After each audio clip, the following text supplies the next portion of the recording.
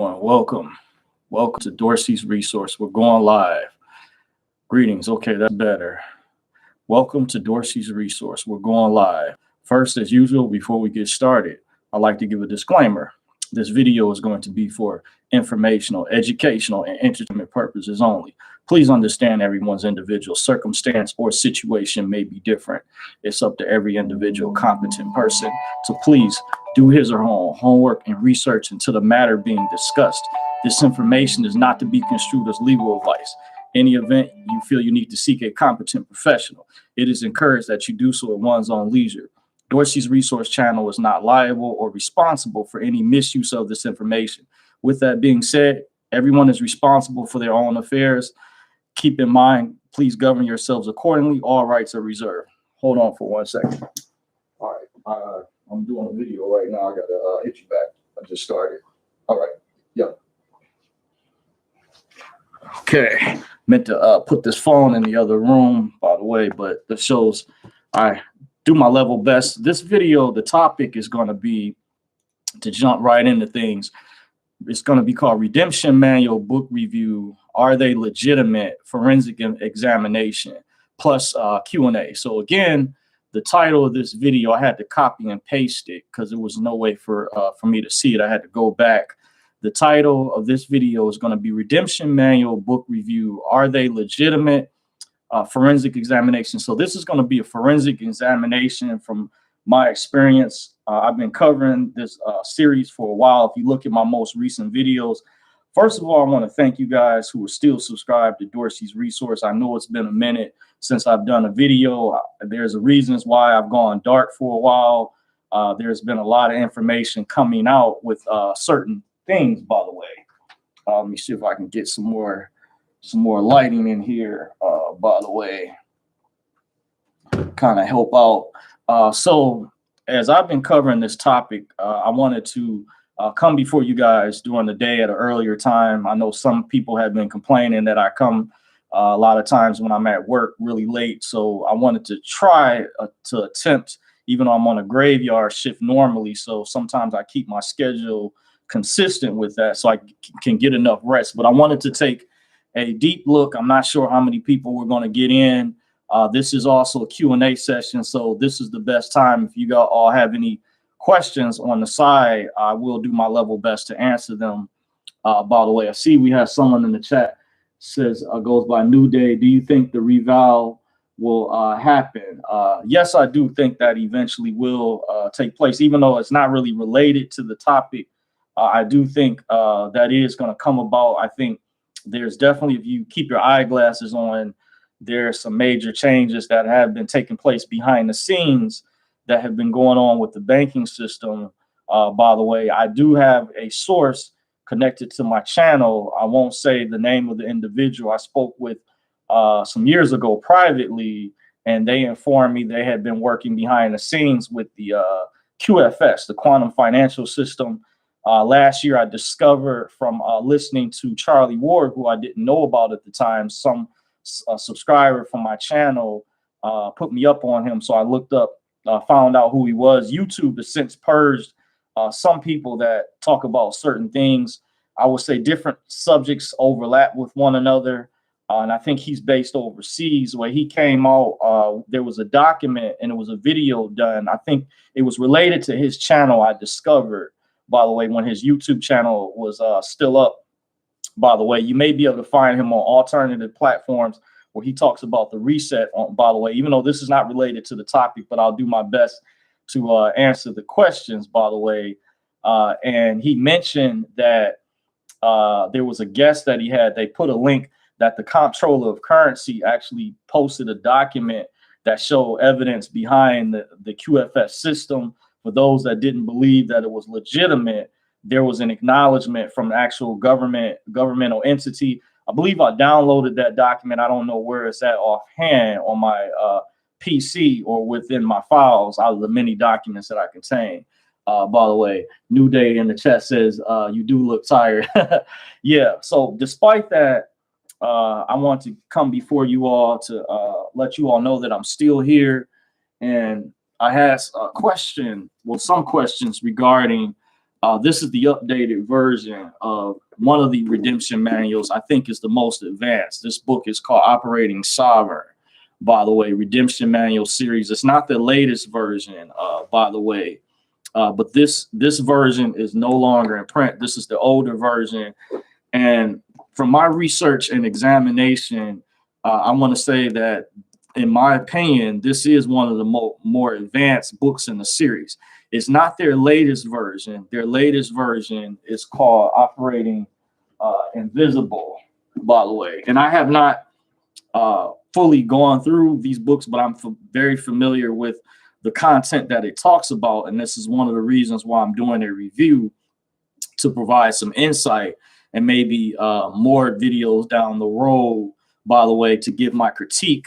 I didn't really have a lot of notes prepared, so I'm just piggybacking off of previous research and information that I do already legitimately know about, by the way, that I think this book is definitely for more advanced. This is their latest version in the series, but it talks about some key things that deals with privacy, because once you reach a certain level, if you study this type of information, if you looked into the ruling class elite, the members that some refer to as the Illuminati, how certain wealthy people operate.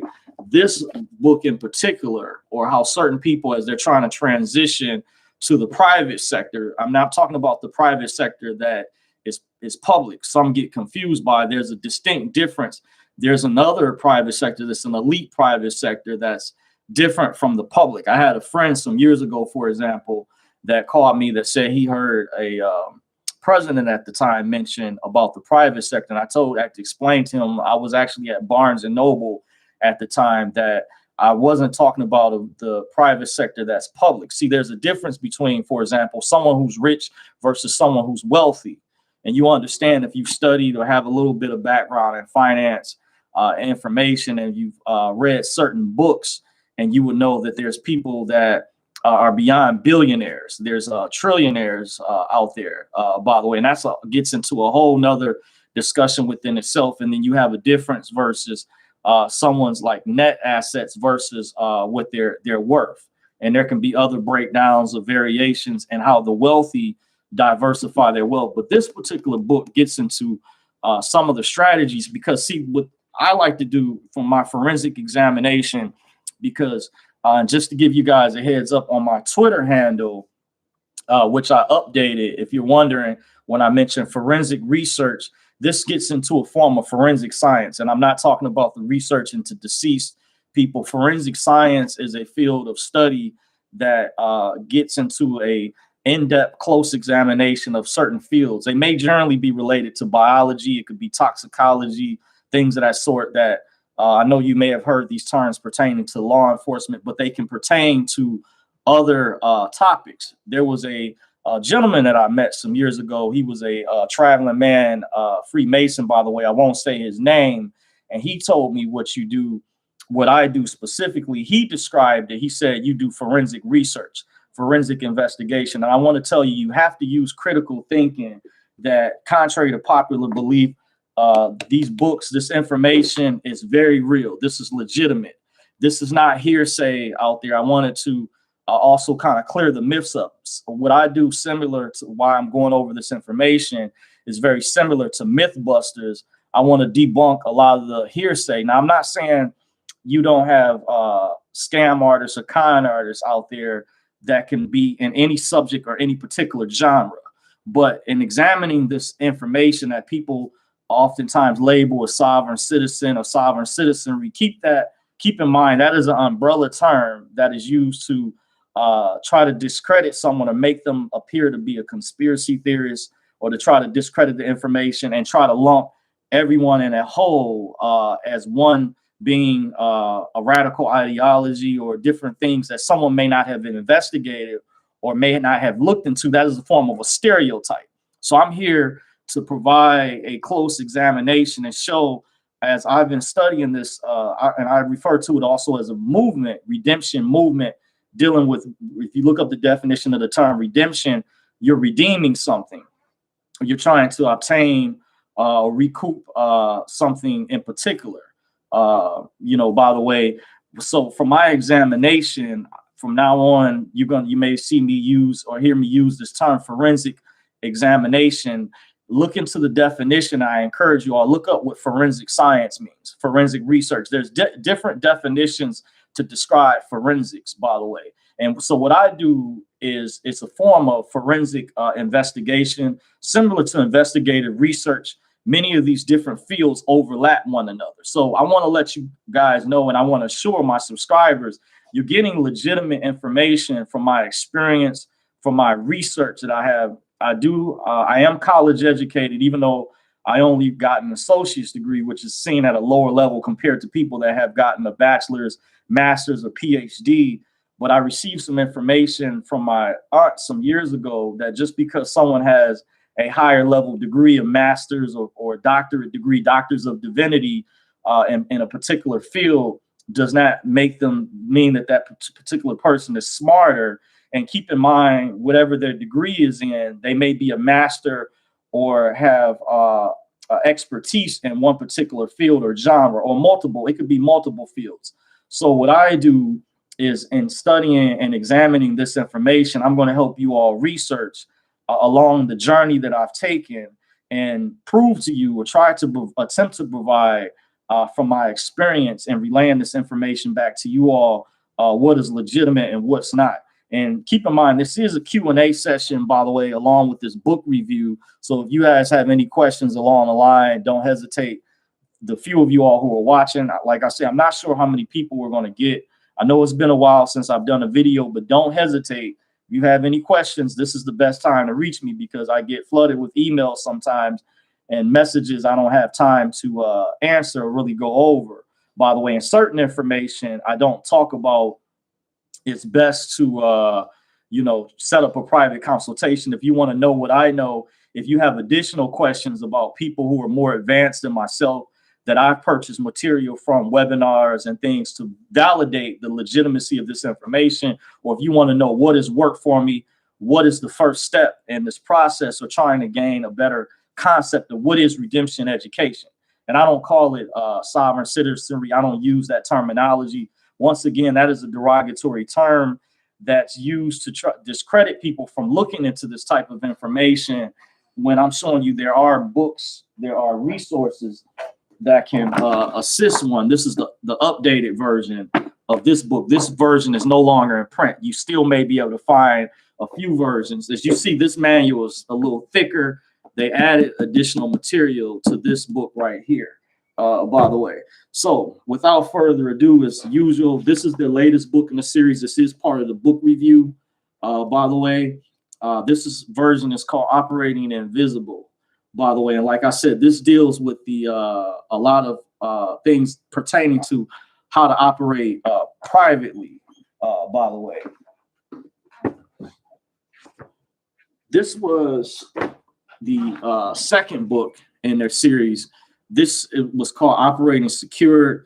You may actually be able to find some templates in these books, not only a glossary, because the definitions are very important when you're studying or learning this information, but also it may have some templates to UCC, because some people asked me in the past, by the way. Now, I do understand certain states and jurisdictions have updated their forms, but they're supposed to be national forms. So just because you live in one particular state doesn't mean you can't file in another state, but one has to do their own research, and there are different ways to file. Now, one of the things that this book may have some templates actually, but I'm going to go over another book that can help possibly point you all in the right direction if you're doing research into this type of material, by the way. And this is says 2 of 4. So this was the second book in their series, by the way.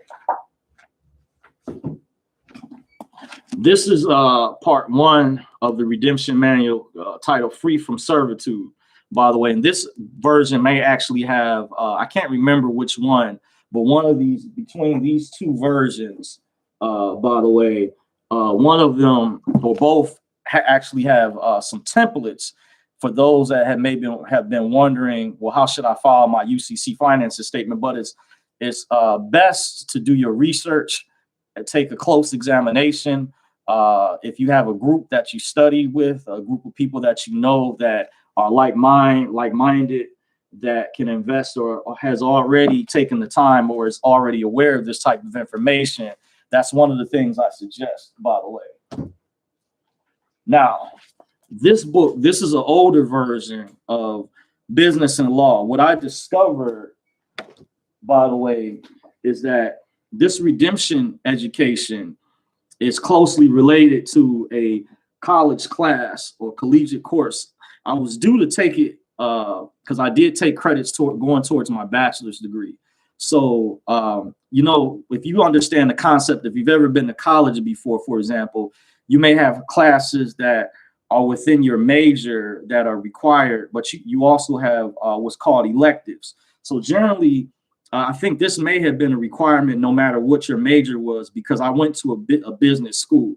I received my associate's degree from Davenport University, which had just recently at that time and based in Michigan, had purchased Detroit College of Business at the time. Detroit College of Business, the campus that I came out of was the Dearborn campus, which closed down. They sold that school. They moved to Livonia. So the Livonia campus comes out of Dearborn. But just giving you all some background, by the way, I think I was due up to take this course. I hadn't gotten there yet because many years ago, I have a private contact that told me when I attended these private meetings that were by word of mouth, by invitation only. So meaning you had to know someone locally in the city where I lived at, by the way. A lot of times when I would go or you would go to these meetings, you would have to give a donation. By the way, sometimes as little as $5, $10, on the high end, maybe $20. And they would move around different times. It's how during the time period, we did have the internet, but during this particular time period, not as many people had access to the internet. So you have to know someone who told you about how to get to some of these meetings through word of mouth. And there were different groups around the city. There was different classes that one would have. So I attended many years ago when I first found out about this information, part of my forensic examination throughout the years, and learning and believing that I shouldn't use the word believe, but knowing that when I found out from investigation that this information was legitimate, by the way, pertaining to the redemption movement and trying to free yourself from servitude, I learned many years later, more recently, it was related. This information is related, and you can subtract this word, and some of the books might just be called business law. You can subtract these two words. In some of the newer manuals, if you're investigating this information and you want to understand this better, how to file a UCC, what is redemption? What this deals with is, in society, many times people don't realize we enter into different types of contracts. When you become of age or an adult, you move out of your parents' house, or your parents, if they've had the proper talk with you. I had one of my relatives, you guys can figure out, used to tell me this quite a bit when I was younger. Just using this as an example to help those who are learning this information understand this better, is saying you're going to need someday to operate on your own. See if I can get better light. This might be better. This particular relative would state to me at the time, by the way, that you're going to know how I'm going to have to prepare you for the real world, you know, where you're going to have the capability to be able to do commerce or understand. So this individual helped me set up my first bank account many years ago. Now, mind you, that was on the public side. I didn't learn until years later the public sector system that we operate under. And I even tried to explain to this relative, they even had they have more, how can I put it, more a higher collegiate background than myself. But this information with I've come across some of the smartest, most brilliant minds out there. And there were some people that will live their whole lives and never understand or never know that this information ever existed. And I tell a friend of mine who's on the fence about this information that when I try to explain this to, there's new concepts where he comes up with really good, these are good scenarios because sword sharpens sword. So I like to brainstorm. And he's admitted to me, he's been on the fence about this information. However, he's trying to help me develop a better way of articulating it for people, like a flow chart, a better way for people that are clients, or when I set up private consultation and so on. I don't do classes yet, by the way. And I am working on a webinar down the road, as I mentioned, for those who've ever donated or paid for a private consultation. By the way, make sure you leave your email address if you've ever donated or if you've ever set up a private consultation. This is going to be like a surprise, but this is going to only be exclusively for those people who've ever donated to this channel or who've ever set up a private consultation. By the way, in the description box under all my videos recently, you should see my contact information for my email. I'm going to be working on a private webinar exclusively for those individuals, by the way. And I'm going to jump to the chat section, by the way, to acknowledge you guys. I see Sonia Johnson in the building. What's up, Dorsey? One of the mods. Thank you for joining. Sonia, Chef Mag says, hey, hi, how you doing? Greetings to you. Thank you for joining. Jeff West Bay says, peace to the gods and goddesses. Jeff West Bay says, I need a private consultation due to secret knowledge cuts through all the books, by the way. Well, if that's what you need, whenever, don't hesitate. One important thing, if you do want to set up a private consultation, let me add on, it's best to, if you do look at setting up a private consultation, it's best to let me know what are the best times you're available. Make sure you leave your telephone number as well so I can contact you first, because generally, once those come in, I try to get them knocked out immediately. Like I had one recently where when it came through, I was able to take care of it the same day. I contacted the individual. So don't worry if you're busy during that time period. Say if you're at work and say, hey, Dorsey, I can't do it right now. That's not going to count against your time, by the way. And I have surprises in store, too, that I don't necessarily mention, by the way. That's how I like to do things, by the way, because it lets me know when people are more sincere, and you'll see the legitimacy and things that I go over that's a lot more powerful than information that I talk about on here. By the way, I see Currency 365 in the building, super chatted 100. Appreciate you, Currency 365 says legends never die, they stay in our hearts. Appreciate you, Currency 365. Guys, if you get a chance, Currency 365 has been a big supporter of mine. Go over and subscribe to his channel, especially if you are involved in the Iraqi dinar. If you know about the global currency reset, he puts out a lot of good videos over there. I noticed lately he's been covering videos dealing with the rates of different currencies, by the way, to kind of show, I believe that it's going to eventually happen. That was one of the first questions I had in the chat. But as usual, I say the powers that be that are in control of this, they have a specific timeline. And one of the reasons I was going to cover that topic maybe a few weeks ago, I had got thrown off because I had a private source that came over unexpectedly, by the way. This was on a Sunday, by the way. And I get information in just to give you guys a heads up from time to time that's related to the Great Reset. But I don't generally use that term, by the way. I think that's what the elitists use it. But I think there's a correlation, by the way, because there are some changes coming down with the banking system. By the way, like I said, to reiterate from earlier, I had someone who subscribed that I had a private consultation with, by the way, that is involved in the process.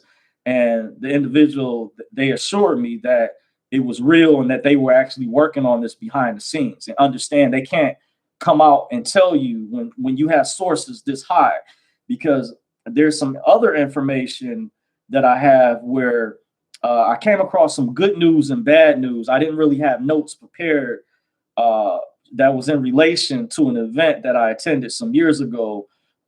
So one of the reasons I hadn't been covering stuff dealing with the reset or the dinar, in case some of you all might be wondering, recently, because I felt a lot of the information coming out was too sensitive, by the way. I think after a number of years from my evaluation, just on a side note, I'm going to get back to the redemption information. I think there is a relation between the two, by the way, and trying to free yourself from the public sector, the matrix. By the way, I think the banking system, one of the ways that the elites use debt as their weapon. If you look at what happened with the Robin Hood situation not too long ago with what they did to people holding stock in GameStop, that obviously let people know. I heard Robin Hood lost a lot of users, which may have equivalated to where they lost a lot of money. And now they're they're supposed to be setting something up where you'll be able to have better access with purchasing cryptocurrencies to try to draw users back, because that situation let a lot of people know that they didn't want. It was like, how dare you try to make a bunch of money off this stock?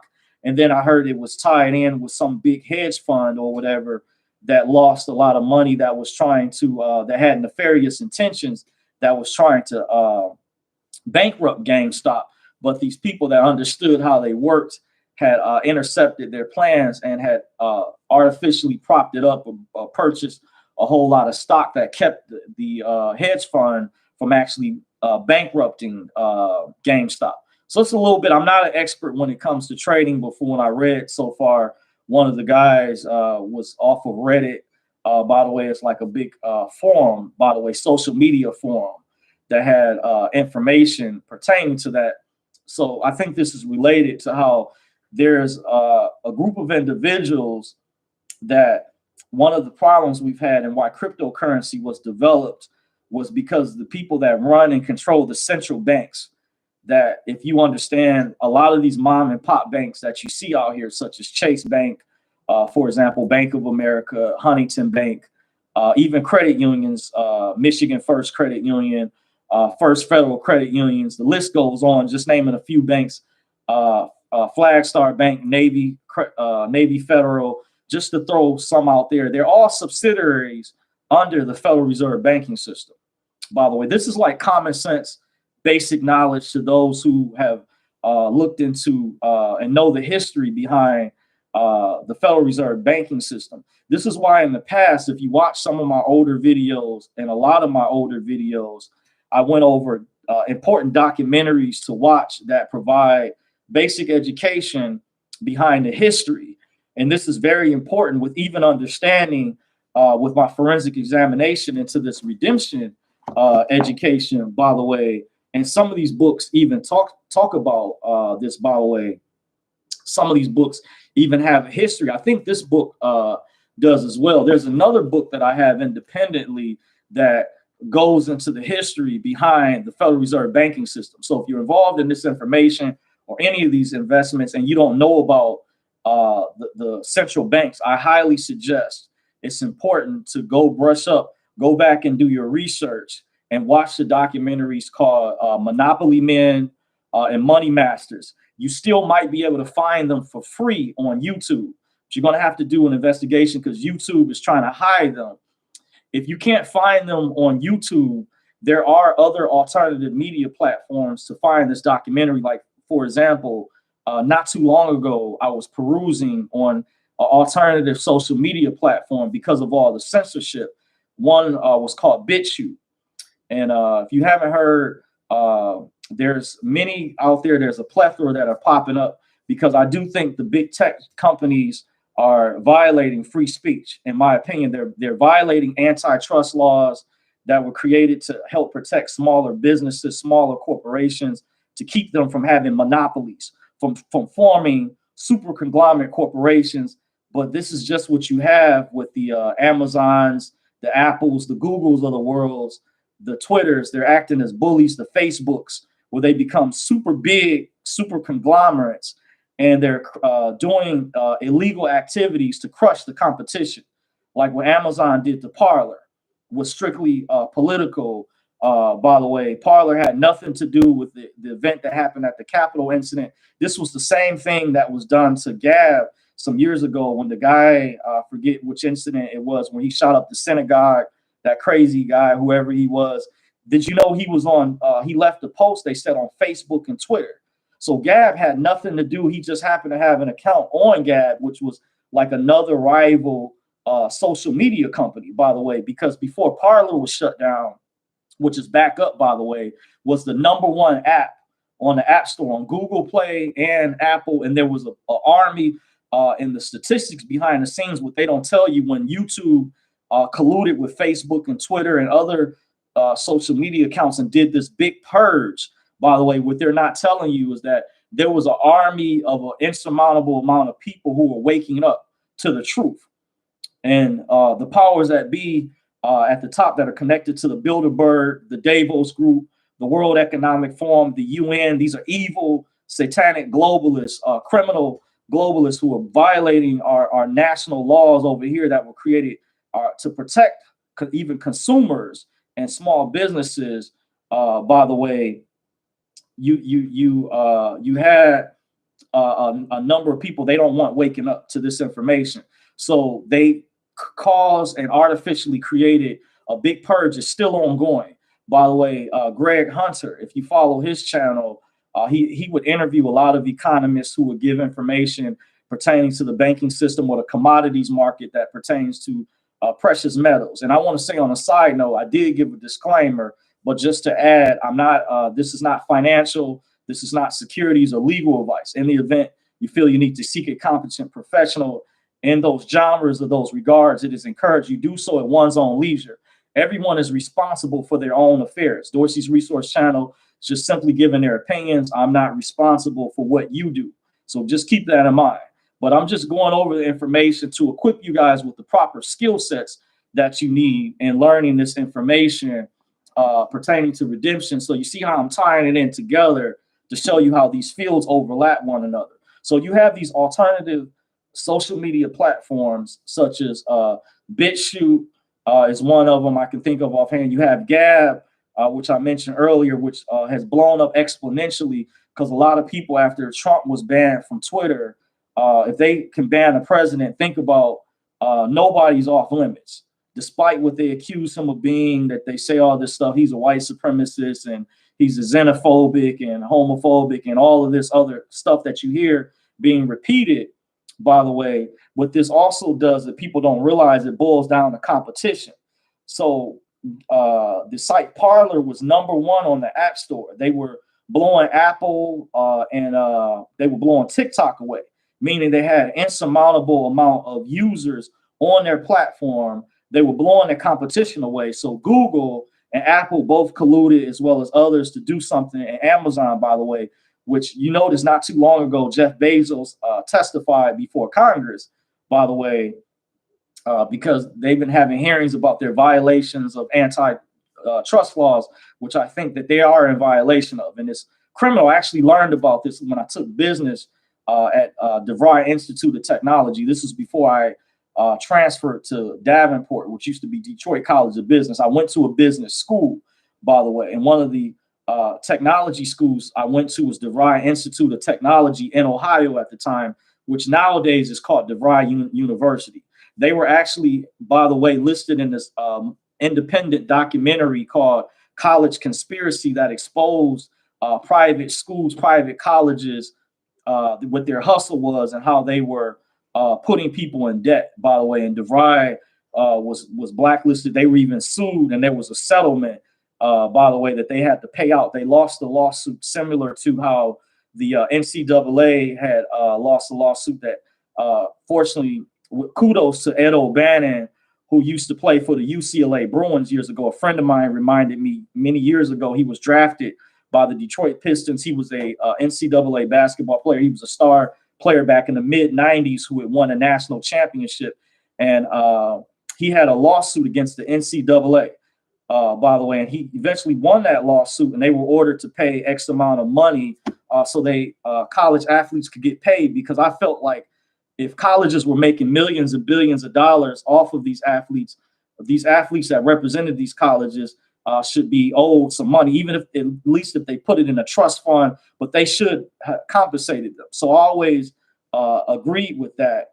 I felt that was dirty by these big colleges that are making billions and millions of dollars off of their athletes, and we're not allowing them to have licenses to make money as they were playing for the school, by the way. And I heard one of the video games that was banned, the NCAA games are coming back, by the way, because, you know, certain things are changing, by the way, and it could be due to that lawsuit by the way, that was one. So kudos to Ed O'Bannon and his push forward to go up against the big super conglomerate NCAA, in which I feel similar that these big tech companies such as Amazon, Apple, Facebook, Twitter, Google have been in violation, and others of antitrust laws of using their power to crush, smaller competition, and that's not being done fairly in a competitive capacity. And also news agencies are guilty of this as well, that have been violating, what is that? For example, CNN was in violation when they would illegally make up information or lies about competitive media organizations, for example, such as InfoWars or Breitbart. That's a form of torturous interference, because one major media organization is not supposed to lobby to have another media organization shut down, even if they disagree with their journalism, even if they disagree with, because in your freedom of speech under your First Amendment right, that is your freedom.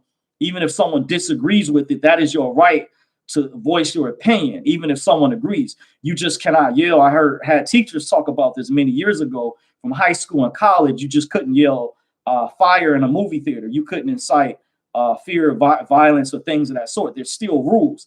But even if someone disagreed, that is still your right to express your opinion. So I'm a supporter of freedom of speech, the First Amendment and the Second Amendment, which is under drastic attack, and more needs to be done, and more activism. And we need politicians that are going to swear, because they swore allegiance to uphold the Constitution.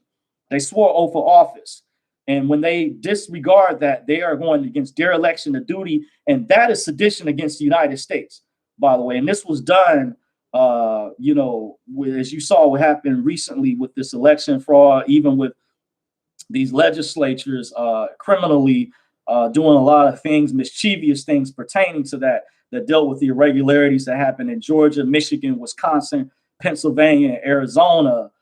Keep in mind that they still I just came across some new information that they still can be criminally held accountable, by the way, even though that things look grim, by the way, but there's no statute of limitations, by the way. So that's what they're trying to threaten. They're trying to shut people up, but you cannot shut people up, because that is their right to express their freedom of speech too, by the way. And some are even trying to go as far as to have Sidney Powell and Rudy Giuliani and Lynn Wood disbarred, by the way. But however, keep in mind, even private citizens, there was a independent media organization that was under attack by the Attorney General in Michigan. And they mentioned expressly that they had the freedom of speech that's supposed to be protected under the First Amendment. And there were irregularities that took place, by the way, pertaining to that. There is genuine evidence as to material fact. Voter fraud did occur and the election was stolen. Donald Trump should be the president. Biden is an illegal president, by the way, and that should be down the road, should be overturned, by the way. And the people involved in that do need to be criminally prosecuted. That is treason, and that is actually sedition. And what I'm going over is a genuine fact as to material evidence that voter fraud did occur.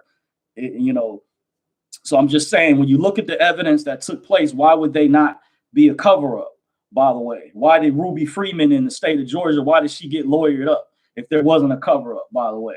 And there's new footage that Gateway Pundit released where they showed at the TCF Center extra ballots being brought in, just like, how can they go past midnight, the election night, by the way, when Trump has significant leads in all of these four of these swing states, such as Michigan, Wisconsin, Georgia, and Pennsylvania, by the way. Then all of a sudden, magically, the next day, Biden gets all of these votes. That's illegal. And he was booed at the Super Bowl, by the way. In case you guys didn't know, I had a private source that told me recently, because I actually fell asleep during the Super Bowl, by the way. I actually was able to look at the highlights of it later on. I see kudos to Tom Brady for solidifying himself as one of the greatest athletes of all time. And standing up, and many years ago was mentioned that some players saw the MAGA hat in his locker room, by the way, but because of intense pressure that was put down, by the way, he tried to keep basically his political views and things to himself. But I noticed he wasn't wearing a mask, by the way, and that was a good stand to take. So he knows that this probably knows that this COVID is a scandemic, plandemic, by the way. So to get back on topic, by the way, I'm going to acknowledge you guys in the chat. Big shout out to Currency 365 once again for the super chat. I acknowledged earlier. If you get a chance, he puts out real good content about the dealing with the revaluation of the dinar and other currencies. By the way, you want to check out his channel. By the way, so real legends never die. They stay in our hearts forever. I agree. That's true. So to jump back in the chat, says, okay, I read that comment. Jeff West says the devil is in the details with most of the applications in those books, like a hamster wheel effect. Okay, not sure what you mean by that. Maybe when you're pertaining to the gatekeepers in the public that try to prevent you from filing paperwork that's related to information pertaining to these fields, by the way, business law. Josh says, Brother Dorsey, does a person need to change their SPC package because there is a new administration in office? By the way, that's a good question. No, you technically you don't, but however, keep in mind, to answer your question, Joshua, there are different processes, by the way, and not all of these processes are created equal. By the way, for example, after so many years, based on how you filed a UCC financing statement, they generally last 5 years, just like in most states. If you file a local trademark, if you trademarked your name for your state or done a trade name, you have 5 years until it expires, where you may have to renew it. By the way, just like similar to renewing a business, LLC, or different types of entities for certain paperwork. But once you've done it, you filed it, you don't need to. But however, keep in mind, it's important to know how to operate. And if you want to know more information, if you want me to elaborate on that and to give you the default, down the road, you can set up a private consultation and I can go over that more in depth. But keep in mind that many of us get involved in contracts, by the way, and these books and things. And this book in particular, business law, goes over, and some of the updated manuals, even in this older manual, talks about different contracts.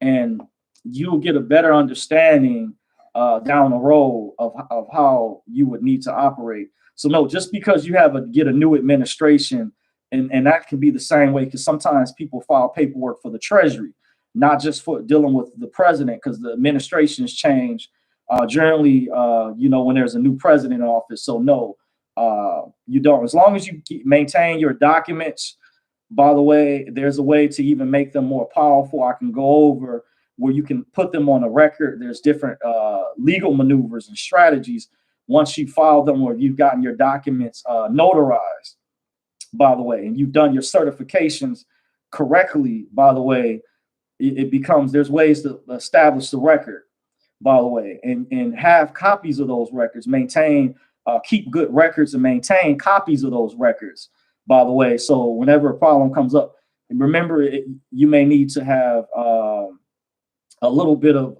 the education to how to enforce it if you ever get challenged, by the way, if you have a gatekeeper or you put yourself in a situation. But keep in mind, it's going to be important to knowing how one would operate and engaging in business with these different contracts that we get involved in. So that would be important to understand, where it won't matter what new administration comes in, that your paperwork is so solid that you will be protected, but you would also know you will be operating and how you do business a certain way.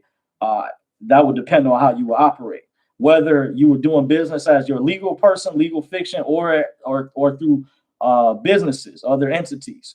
There are different processes, and there's ways with each process pertaining to protect oneself, by the way.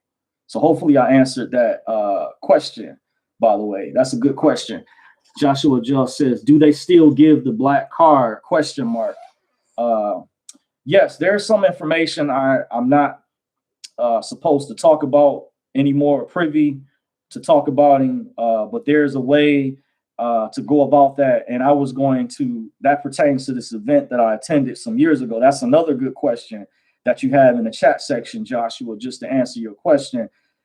Yes, but however, they make it difficult. And I'm referring to the black card that deals with the Federal Reserve. I'm not referring to, because someone I think out there did a video to distinguish the difference, but you have a black card by American Express. That's like a business version. You have different types of black cards, and keep in mind that can be just the color. You can even get a black card from your bank if you order certain designs. By the way, that may be linked. It could be to a high net worth bank account.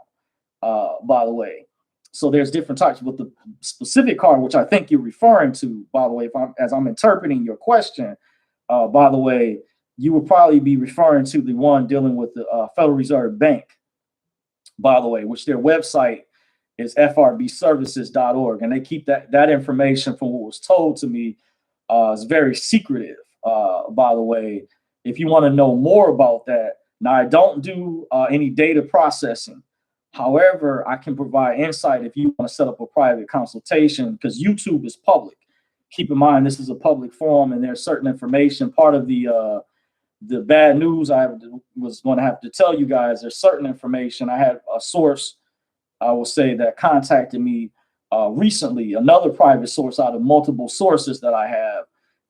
And let's just say they weren't too happy with certain things, but we squared away, by the way. And I, definitely, if things come about down the road, as my friend gives a metaphor, an analogy, if my ship ever does sail through one day, or my boat comes in, by the way, this YouTube and everything will come down. I am willing, if necessary, if I have to sign an NDA. Of course, that stands for non-disclosure agreement. There's other terms.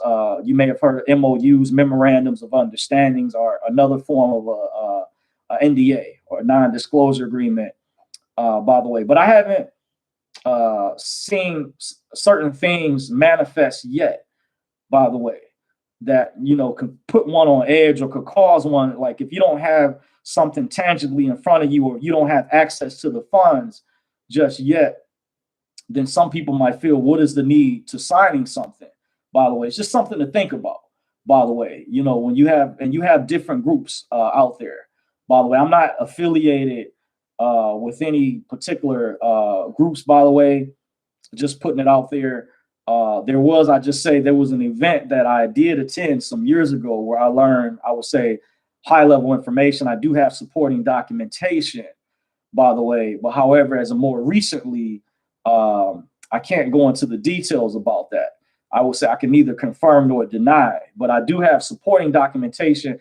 And just to assure you guys, there's things that I mentioned in the past, by the way, that will answer some of you guys' questions from videos I did a long time ago. I suggest and encourage you guys, even if it may be boring, but if you diligently, patiently take the time out, you go back to my archives of my channel while it's still up, and I suggest you find a downloader and download them, by the way, just in case anything happens. I do have, by the way, I'm already on alternative social media platforms, which I did go over.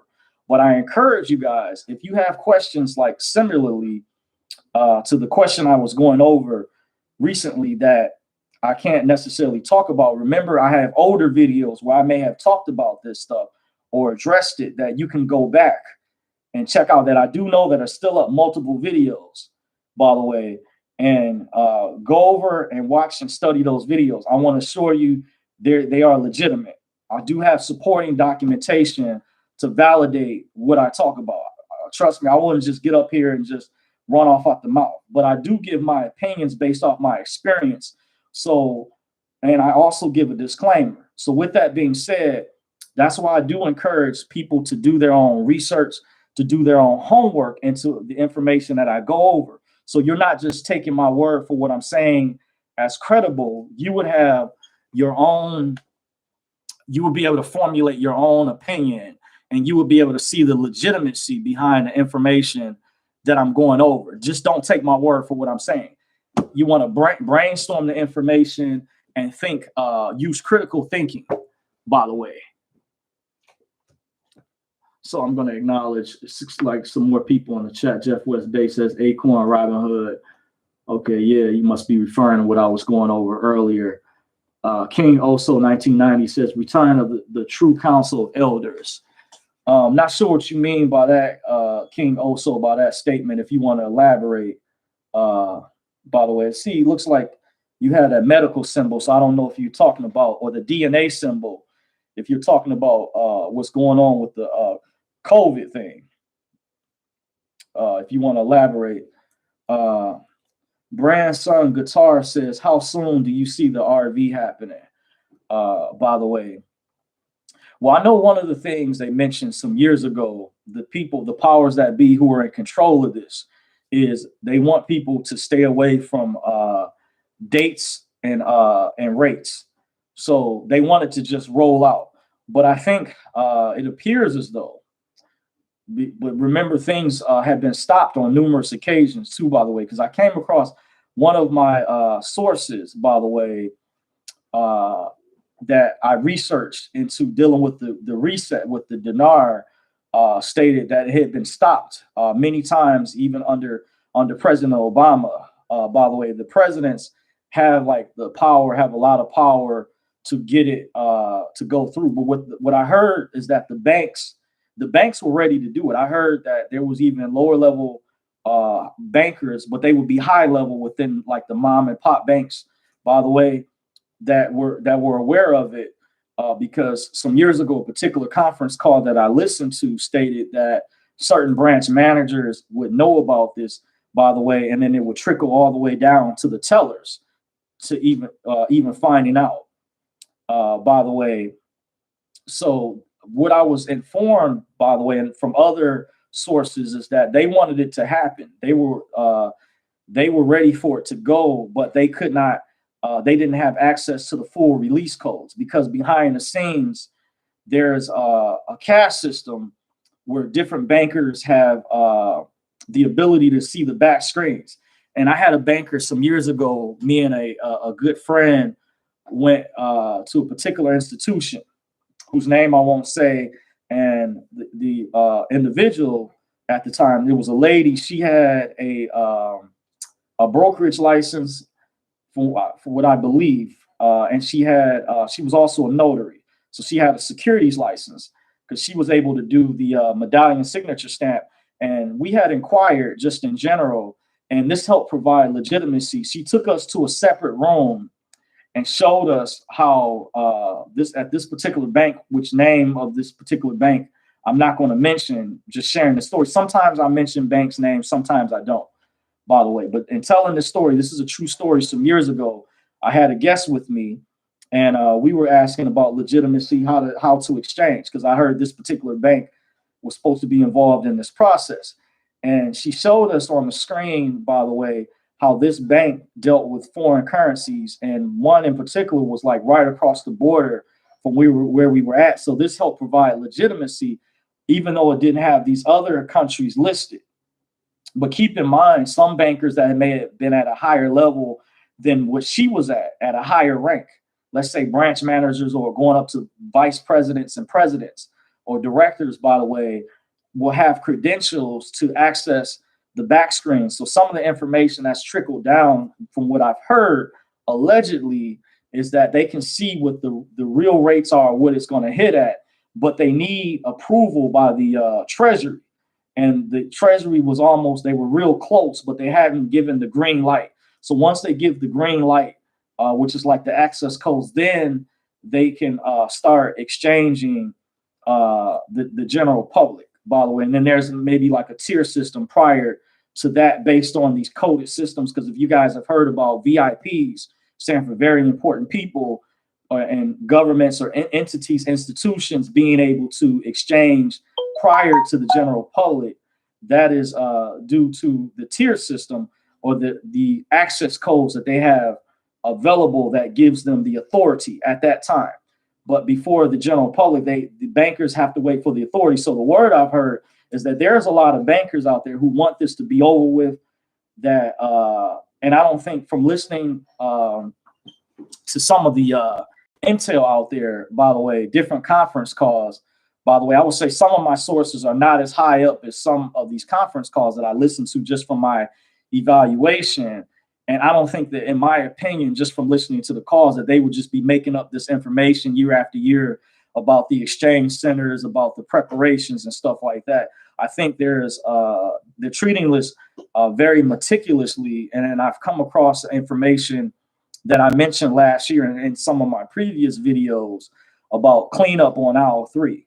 If you read between the lines, I think, and I've mentioned this before, I think that this plays a role that they want to get in as many arrests as possible because they don't want certain bad guys or cabal people getting access to this wealth and causing destruction as they did years ago, maintaining control. This is the purpose of bringing out a new banking system to try to help fix the problems that with the central banking system because of the cabal, the stranglehold they've had with the corruption. And they've even been involved in sabotaging information dealing with these processes. When you learn about business law, it gives you an understanding of redemption. How many of these bankers in the central banks, the Federal Reserve banks, and their lower level banks have been, by them intentionally not training their tellers on how to process negotiable instruments, for example, where they were calling them sovereign checks.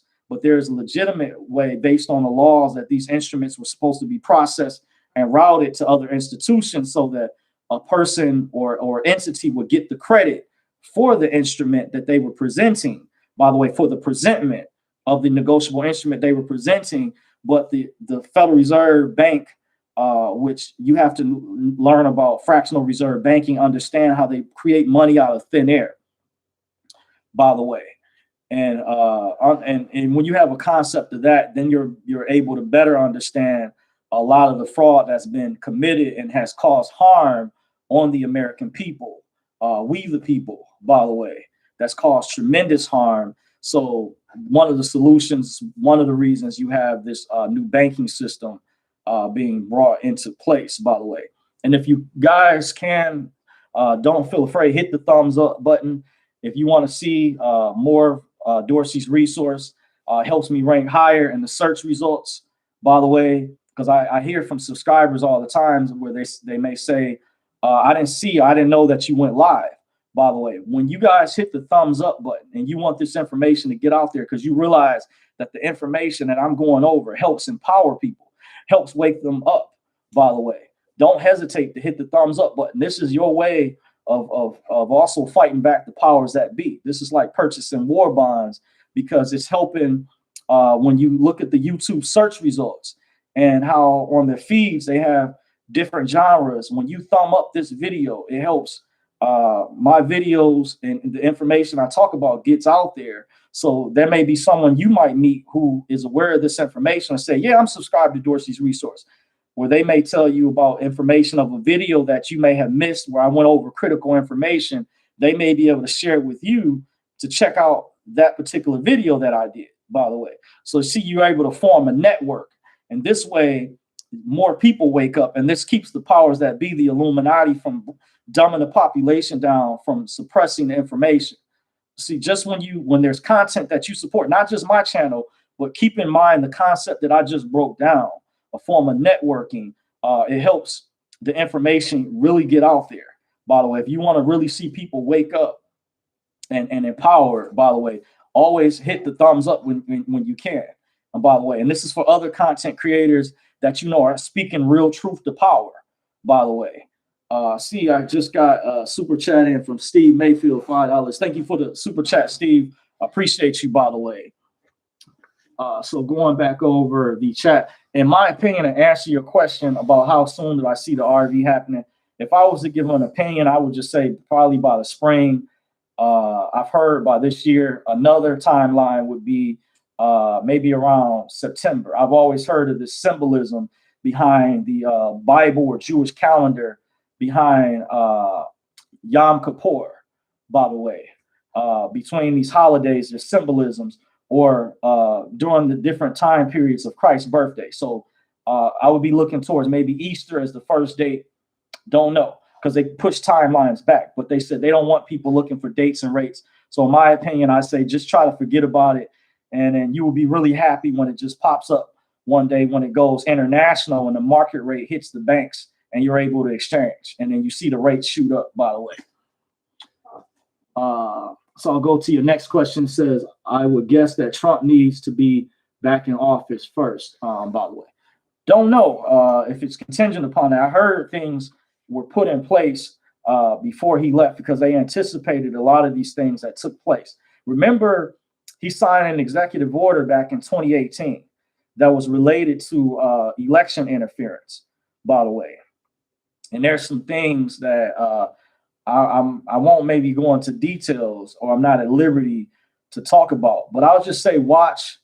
I have been hearing about things going on behind the scenes, but I heard that this was put in place a long time ago, by the way, so that won't stop it. The RV is going to happen regardless, by the way. But keep in mind the people that are still in control. If you were just listening to me give the intel about how the banks operate with, by the way, when they have to get these access codes to release it. Once they get these access codes, then now they can start legally exchanging people. By the way, that's their legal authority. Now they can begin with the general public. They've already started with VIP people. That's where you get the tier system, like the tier 1, the tier 2s, the tier 3s. Tier 3s are groups. So you have private groups that are like VIPs, and then you have tier 4A that are like part of private groups, and then private people, very important people, high net worth people. And then you have tier 4B, which they call as the internet group, people paying attention, keeping up. Then after that is the general public, just unofficial tier 5, by the way. That's when you would know by that time. Once it hits the international market and it hits the banks. So you see the Vietnamese dong, the Indonesian rupiah, the Zim. And I heard over here in the United States, we're going to get something different from what's supposed to happen overseas. I was listening to a guru some years ago. I was referred to as top intel provider. I prefer to use that term versus guru. But I was listening to a top intel provider mention some years ago, once whatever happens in Iraq happens, our rate is going to be different from theirs, even for the international rate. Because remember, different countries are paying, like the Japanese yen, they have their own rate for their own country, for their own people, as these rates exchange. But what's going to happen for us over here is going to be different for some of these other countries, and that's for varying countries, by the way. Like what happens in Canada is going to be different. Their rate is going to be different from our rate, our country. So say if you live over there and you know about this, whatever they get exchange, it's going to be different from what's going to happen in Iraq or the United States. So once this goes international, so keep that in mind. What we're going to get is going to be different from what these other places are going to have happen for their country. So keep that in mind, by the way. Says Jim here, sends Lokes. Chris in the building. Peace to you. Chris, what's up? Chris in the building. Appreciate you, by the way. He says he also has a piece for Currency 365. Thank you for joining, Chris, in the building. Jeff West Bay says, hey, Jim, do you play the guitar? Says Branson Guitar says, can you tell us the name of the white-haired gentleman you featured before, by the way? That's a good question. His name is, I mentioned the name, and someone had actually mentioned, if you go back to the previous comments, by the way, I wanted to keep his name private, because when I shared his video, I was just using that. I got his access from a private source that I have, by the way, because the reason I didn't share his name, and some people asked that in the comment, but some people who knew who he was, he's another top intel provider, I'll just say, that gives information. And the reason I don't mention certain names sometimes, because I feel there are gatekeepers, there are minions out there who are trying to sabotage this type of information. And I felt his information was legitimate. He states he has like 2 different intel providers for his source. He's someone that's connected. And these top sources privately their I think military contacts share information with him.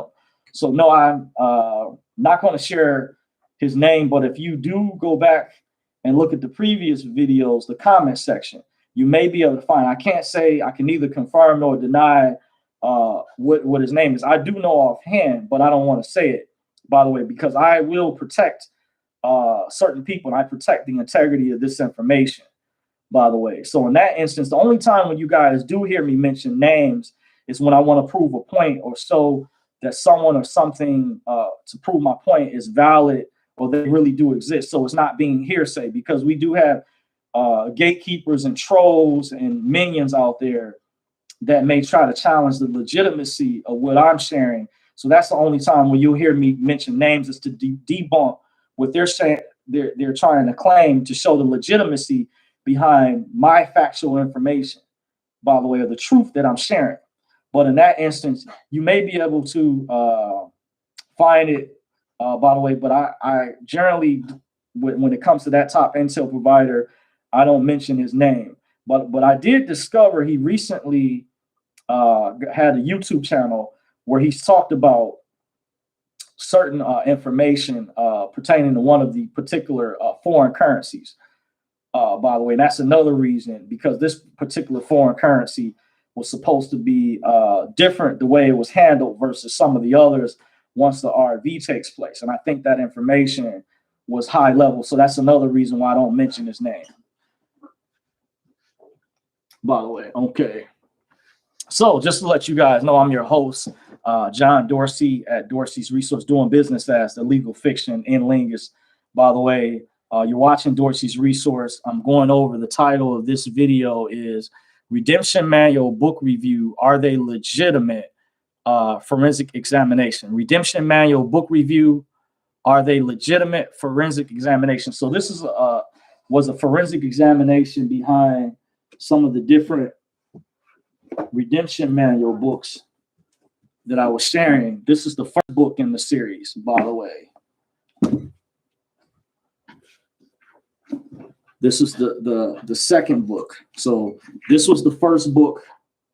This is the second book. In case I know some of you are wondering where to purchase it at, this is the website, www.sovereignfilings.com. And then let me see, is there another website? Sometimes it has different information. Here's another website, by the way, just to show you guys. I know some of you are wondering, where do I get this book at? So you can always pause the video. I show the ISBN number to help you guys find it. This is the updated version. This version is no longer in print, but you still might be able to find it. This is the original. This updated version contains this information, but it just, as you see, a sticker has more information. And if you're wondering where to purchase it, here's one of the websites.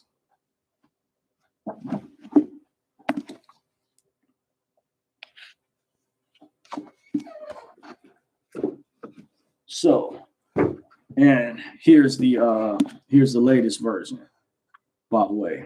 This one was called Operating Invisible, and this deals with, I would say, it's more advanced than this book. This version gets more into privacy, how you're doing business. By the way, it has some really good intel when how you operate.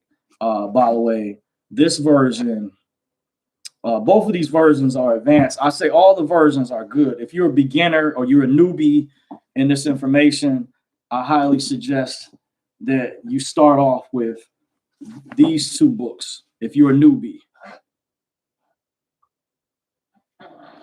And I want to also go over, this was one of the first books in the series. This actually was produced separately by another group. This is Cracking the Code. Now, if you're still able to find this, I also have the second edition, but this was an updated version. I have the second and third edition. You may be able to still find this version, the PDF file, by the way. Let's see if I can get some more light in here.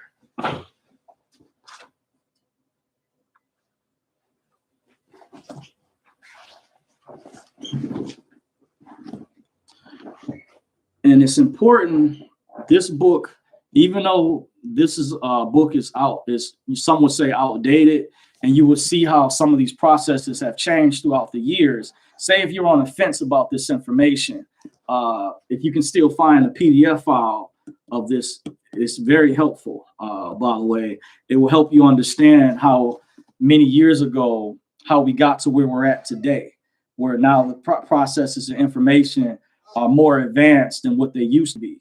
By the way, let me see if I can find some of the chapters, sections to give you guys an idea with this cracking the code, this version, if they have a glossary or index, which I think it should. I know it goes over a lot of the definitions, by the way. So earlier on, I'm going over, this was called Redemption in Law, Theory and Practice. And there was a version called Cracking the Code that was like an IRS manual pertaining to the IRS. This is not the same version. This is different. This was done, I'll tell you the people, some of the original authors behind this book, by the way, was a guy based out of Michigan, by the way. It was a guy named Dan Benham, Barton Butts, and I think it was another individual. Barton Butts, by the way, was an investigative journalist too, by the way, in case you're wondering. In the table of contents,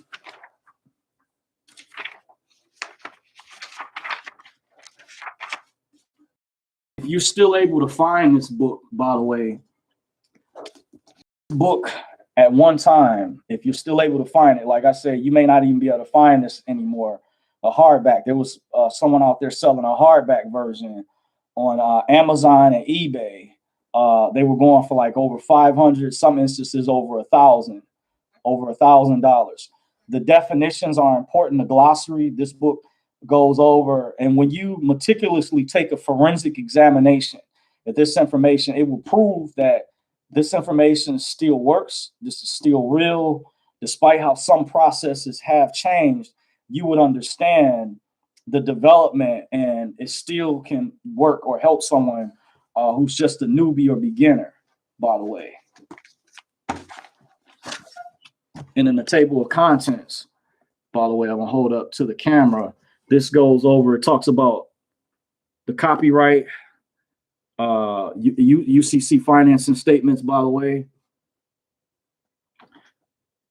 real estate filings, hold harmless indemnity agreements. You would understand some of the basics behind the presentments. If those that study the SPC process, because someone mentioned had a question about the secured party creditor process, by the way, which that is a process, a specific process. There are different procedures with how to operate. I would say there's more advanced information now, and I would say this book goes over the newer technology, how to bulletproof yourself. But this material right here is still good reading material from this book, this manual. So a lot of the things talked about in here are still good reading material, and it's still good material to have because it goes over the definitions, by the way.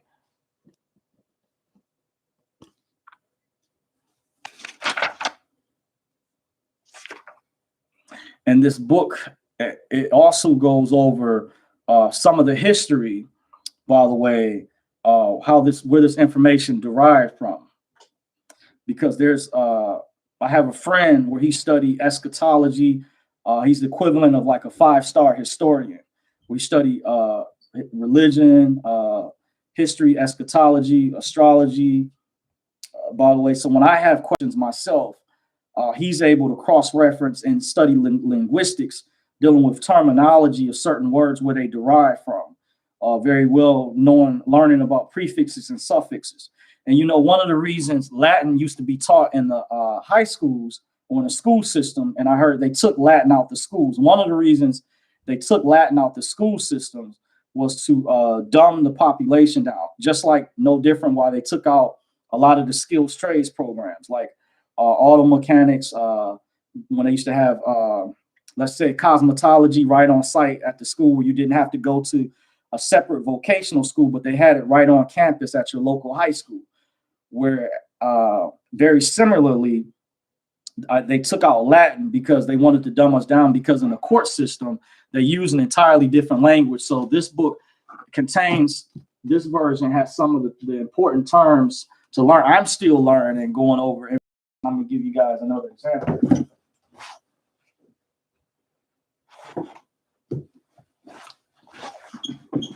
This is why people, before they go to law school and they study for the bar exam, by the way, there's an updated version. Like, this is the 6th edition, but it's still important to have some of the older versions because they intentionally try to hide certain words. And I'm going to go over why the definitions, the terminology is important, for example, because what one word might mean what we were taught in when we took when we were in elementary school, for example, or it could be middle school. And you learn the terminology of different words that your teacher will go over. What one word means in a court system, by the way, has a totally different meaning versus the Webster's Dictionary, by the way. So you have this regular version of Random House Webster's Dictionary, by the way. But this, did you know this legal dictionary, why people get confused and have trouble when they try to go defend themselves in court, by the way, is because it gives lawyers and judges that are members of the Bar Association, by the way, they get access to what's called a P number. That's like the equivalent of their license. Like I found out some years ago, just like people go before the county to get their marriage license, and the county, you've heard the term county records, holds a lot of data, a lot of information on citizens too, by the way, on real estate. And there's a relation to the county recorder. Sometimes it might be combined, or it might be separate between your county register versus your county recorder. It may vary, depends on what jurisdiction you're in. By the way, it may be tied in together, but there's a connection because it has its own courthouse, by the way. But there's a difference between this terminology versus what we learn in elementary school. We should have been learning this information, these words, these terms, at the same time we were learning this terminology. It would be more of a level playing field where people would understand certain words that we use, for example, has an entirely different meaning in the court system. That's why when people are studying to become lawyers, well, they have to pass the bar exam, which they say is very difficult. Some people have had to take the test several times. They have to study this dictionary. And I heard a friend of mine that dated a lawyer, which she went to school to also be a judge, had stated they even have an abridged version. This is why I think when you look into the information that's going on with these election cases, I was listening to Lynn Wood, and because of what's happening at his law school, I listened to an interview, Mercer, I think they're called Mercer Law School, where he was an alumni. I think it's really important if you can find that interview where he tells the story how the legal students today, they're, I think this is from the powers that be, they're intentionally trying to dumb them down, by the way. So why would they create this? You see how thick this book is. Why would they create an abridged version of this book, by the way? They just want to rush people through. And when people get caught up in commerce from traffic tickets or civil infractions or even criminal acts, whatever, they're trying to have it where they already have, it's like a racket, basically similar to sports, how the tennis racket goes back and forth. So they want to control the game, but they want to make it where they have ultimate authoritarian control, by the way.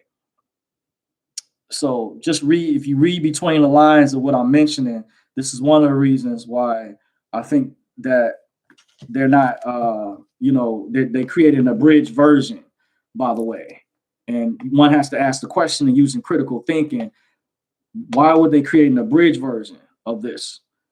I think, don't you think lawyers should try to get the full amount of education? If someone passes the bar exam, that they should be required to know how to handle different cases or situations they may not be familiar with, because it involves a lot of different, you know how there's different types of attorneys too, by the way. And that's a whole nother discussion within itself, that there are some attorneys that know about information related to this information, by the way. Let's see, where's the book at? Okay, let's put this down over here.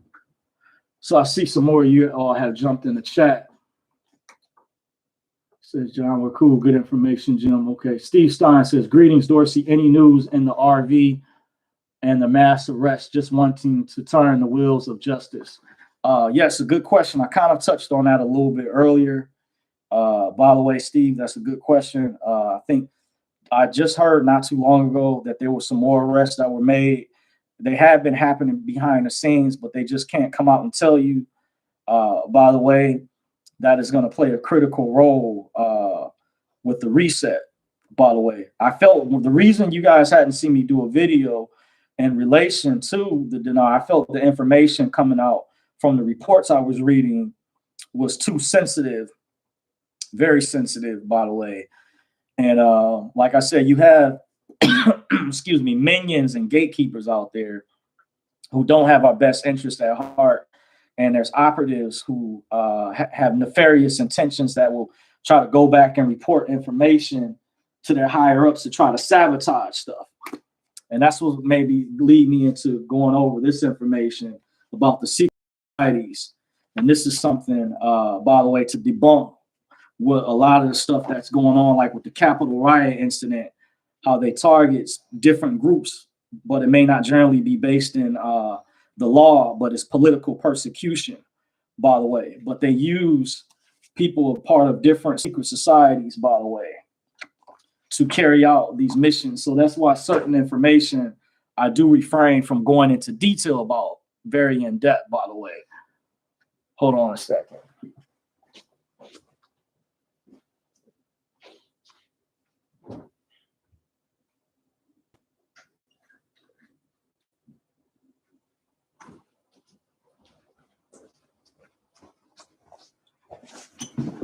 As you all can tell from all this talking, throat gets dry.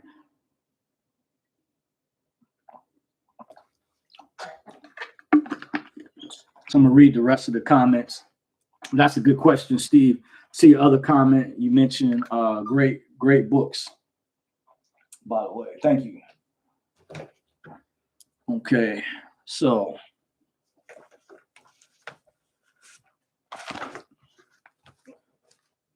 yeah, so that's one of the reasons why I refrain from going over certain information, because you do have bad actors, gatekeepers, agents, minions, trolls, unlinks, villains, henchmen, deep state operatives, by the way. But there is things going on behind the scenes, and I just felt the information was very sensitive. And I was going to do a video several weeks back after the new year, by the way. I can't remember. It was going to be on a Sunday, but like I said, I was thrown off. I had an unexpected visitor, by the way, which is a private source I won't go into the details about, by the way. But I was getting ready. I was going to do a video that evening, but I do have legitimate private sources out there. I won't go into the details. And it's not like I, for example, try to necessarily always get in touch or fish for information. Many instances, they contact me. I may not even ask for the information, but I just will get a call or get contacted. And I greatly appreciate that. Without saying no names, anybody, I appreciate all of my sources of you all out there. So I'm not going to say in that instance, I'm not going to mention no names, but I do appreciate you all for sharing what you share. And don't hesitate if you want to be a private source or something, you feel there's something you know that you want me to know.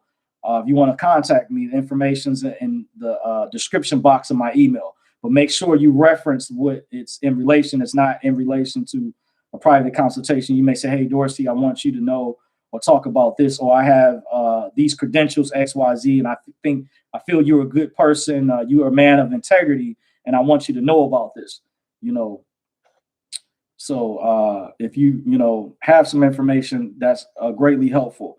And I try my best sometimes to evaluate, but I can't always tell, by the way. But that's why I showed these books right here, by the way, to kind of give an idea. And I can touch on that later if I have time, by the way. So let me get back to the chat section. Jeff West Bay says, purchase it used off eBay and Amazon or download it free offline, at least redemption 4.5. That's some good advice, Jeff West. You can also look for the PDF version of a lot of the books I just mentioned, possibly if you use your intelligence with critical thinking, brainstorming, doing research. If you depend on whatever search engine to your liking, you use Google or Bing or DuckDuckGo or what's it called, Brave, or whatever web browser you like, Mozilla, Google Chrome. You do a research, you might be able to find some of these books that I went over. You may be able to download a PDF version of free. And that's what I was going over with this version of the book, Business Law. I highly suggest if you look up the PDF version of this book, it has information pertaining to related to this field of study. From my forensic research has discovered, by the way, this book, the title might be Business Law. But if you can find online, there's certain versions that don't have the information, some of the information, but some of the versions, I found several books. I did a lot of research from going from last year into the early part of this year.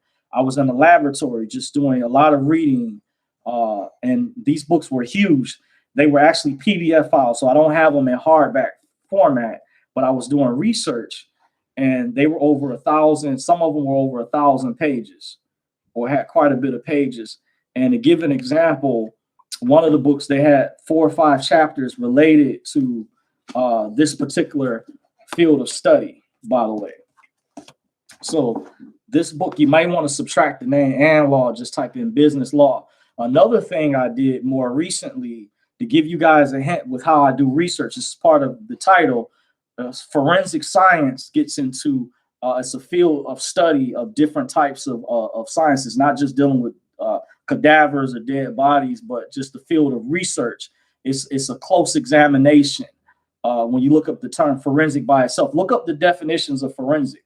So that's why I titled this in this video. This gets into the form of the forensic science. So I have the mental capability, the astuteness. I've been studying this information since 2004. So I'm giving you guys a legitimate point of reference, by the way, to find material and how to find the credibility of this material, despite what certain bad actors, gatekeepers, and villains and minions out there are trying to tell you. By the way, you're getting facts, because real facts should matter, but you're getting accurate information here at Dorsey's Resource. You're getting true, factual, credible information. I want to assure my listeners, also go back and watch the older videos that I've done on this subject. If you want a further examination, you have to be patient and take the time, because things don't just happen overnight. When I've done research, I've done very extensive research, and this was on my own independently, by the way, because I'm inquisitive and I look very in depth at things, part of my forensic investigation, forensic examination. And so you want to take off this title, and some of the newer versions are called business law, or some versions might be called business and law, or just business law. But very recently, what I was going to allude to, I was on YouTube and I type in business law secure transactions, by the way. So for this gate there, because there's a gatekeeper out there that's trying to tell you that you shouldn't, filing UCCs are illegal, by the way. They're trying to make you think that it's illegal. I heard that it was a team of lawyers out there in certain states trying to get this information banned, or keep people, individual residents or people who don't have the entity set up from filing UCC financing statements. And I would say that's an encroachment on one's rights, by the way, because many of these those lawyers and judges, they swore oath of office to uphold the Constitution, by the way. So you have to hold them to that, by the way. If you know how to invoke it properly and you're operating in the contracts in a proper capacity, by the way. But I'm to point you in the right direction. This book will equip you with the skill sets. There was a chapter on secure transactions that deals with UCC financing statements. And certain colleges where this is taught, people in certain fields, maybe of finance, that go into accounting, people studying to become lawyers or studying the law will generally come across this information, especially lawyers or people that come across information dealing with intellectual property. By the way, dealing with trademarks, copyrights, that was an actual chapter that pertains to trade names, because your name, your legal person is a form of a trade name. It's an organization and encompasses many different entities. It's a 508 corporation sole. It's a trade name. It's an estate easement of the estate. By the way, it encompasses many different functions. So this book will point you to the legitimacy that this is not a conspiracy theory. This is not a religious cult, as some people have tried to say. My friend's mother-in-law said some years ago, because she didn't know about this information, God bless her soul, she told my friend that I was part of a financial cult. Let me clarify. I'm not part of this is not a get-rich-quick scheme. I'm not part of a financial cult. This is not a cult. What it is, people are not understanding when they take these classes at their colleges.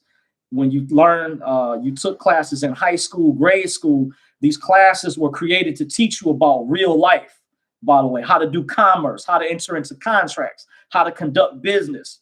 So I go back to the basics of things to give you guys an understanding. This is not a conspiracy theory. I'm not a sovereign citizen, as some will try to use that term to try to discredit or stereotype. So they'll lump a group of people in one category because it's an ideology that they disagree with, or whatever. That's what I'm uncovering. You see, I'm deconstructing and exposing the bad actors, the gatekeepers, the agents out there, these minions, these trolls, these underlings, these villains and henchmen and deep state operatives who don't have your best interest at heart. You see, I'm deconstructing. See how brilliant. I'm not trying to brag, but you know how many other people that teach or share redemption information are pointing you to this class, business and law. So look up the PDF files you can find for free. You see, I'm not charging. That's free information I'm giving you guys to look up that I've done myself. I've already done research where I've already downloaded multiple manuals. So if they remove them by now, I've already got access to them. But do you know what I'm saying? But I'm giving you the power. I'm empowering you guys, equipping you all with the skill sets, how to use critical thinking, to do research, to find the legitimacy of this information. If you're on the fence about this, if you're wondering if this is real, this is an older book, but I learned there's physical books are in the representations of PDF files, because nowadays people put things online digitally, and you might be able to find physical hardback books in the forms of PDF files. So if you look up this book, Business and Law, it will point you in the right direction. So one chapter that dealt with UCC financing statements, which this book actually talked about, by the way, was called Secure Transactions. Generally, in all of the manuals, that's generally, if you want to find the chapters of the books that deals with how to file a UCC, it's called Secure Transactions. The book that deals with the chapter that deals with negotiable instruments, by the way, is called Commercial Paper, or maybe called The Law on Commercial Paper. By the way, that deals with negotiable instruments. Remember, I covered, if you go back and watch this video after it uploads, I talked a little bit on this earlier, how the central banks under the Federal Reserve, they were not training their tellers at these local banking institutions on how to process these instruments they were calling sovereign checks. By the way, you see, this is how the elites intentionally hid or made it difficult for those in the public, because they wanted us to keep us poor, bankrupt, and starving, kind of like what Robin Hood did with the people holding stock in GameStop. And they stopped them from purchasing stocks, or made one guy sell his shares before it hit over 300. They made him sell his shares when it was at 200 something. Because it was causing turmoil with this hedge fund. See, they don't want you guys to know about this information. They want to keep us dumbed down, dumbified, stupefied, even though those may not be actual terms, but you guys get what I'm saying.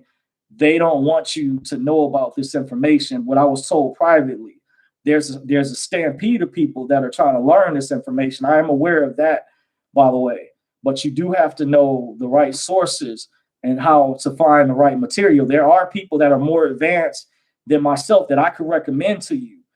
However, I act as a referral service because I'm giving you guys really good information. I can't give you guys all the good information. I have to leave a little bit out. But if you guys like my content, whatever, you can set up a private consultation. I can share that with you. There's people that know me already that don't know the magnitude of the knowledge that I have. I have relatives because there's some people that just want to get something for free. They don't want to put in the work or the effort. They don't see the reward in this. By the way, I have years of experience. By the way, that certain things I haven't even revealed to some people that I have shared powerful information with that still think, or still see me at a certain level. Even though I am at a certain level in this, but if you guys do want to know if there's people that do have classes, I don't do classes or webinars like some people who teach this information. However, there's some coaches I can recommend that are highly advanced. By the way, there's one I've been getting emails from quite a bit. It's almost becoming like spam. I'm not already familiar, so I wouldn't recommend him. I get where he's coming from. I looked at his material already from the free information he's given out. However, to a newbie or somebody new, you have to set up a private consultation. If you want to know what I know, you might have to set up an additional consultation. I highly suggest if you do set up a private consultation, you want to set up one that's at least an hour's worth, because that $50 for a half hour is not enough time to cover with a lot of the information that I go over that pertains to this particular genre. Because I had one private consultation recently where, and I won't do this all the time, where we went well over the allotted time, by the way. And that's it. I got a lot of text messages afterwards. I'm just putting it out there. There's nothing wrong with that. But if you want to know more, but what I don't do data processing, but I can coach you. Just like a coach in basketball or any sport, I am advanced. I'm one of your top coaches, by the way. I can coach you and I can distinguish between if you want to pay for a webinar from a particular guru or someone that you think is advanced. I can critique the information. I might even already know about it. I might even already have access to that webinar if you want to barter with me privately. But see, I won't share all that, but you have to set up a private consultation to find stuff out like that. You see, so I see the thumbs up. There's people paying attention to what I'm going over. You see, I appreciate that. So if you guys like the content, don't hesitate to thumbs up this video. Helps me rank higher. And like I said, I explained this earlier in the video about networking this information out to other people. You're able to form alliances with like-minded people. When you're able to form study groups, this keeps the powers that be, the gatekeepers and minions who don't want people learning this information. It makes it harder for them to keep their programming going on because we're cracking the code. I've already cracked the code with this. And there's other people that I know pathway. There are different pathways to take.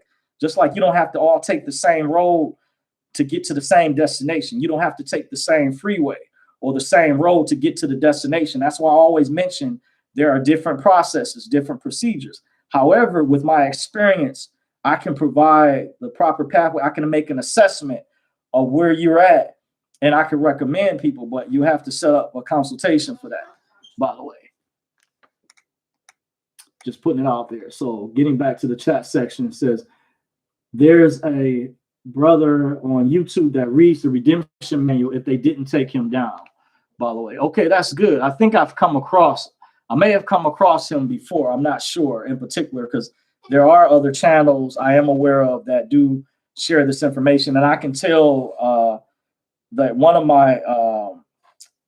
my clients recently, I did a private consultation for, mentioned, I asked the name.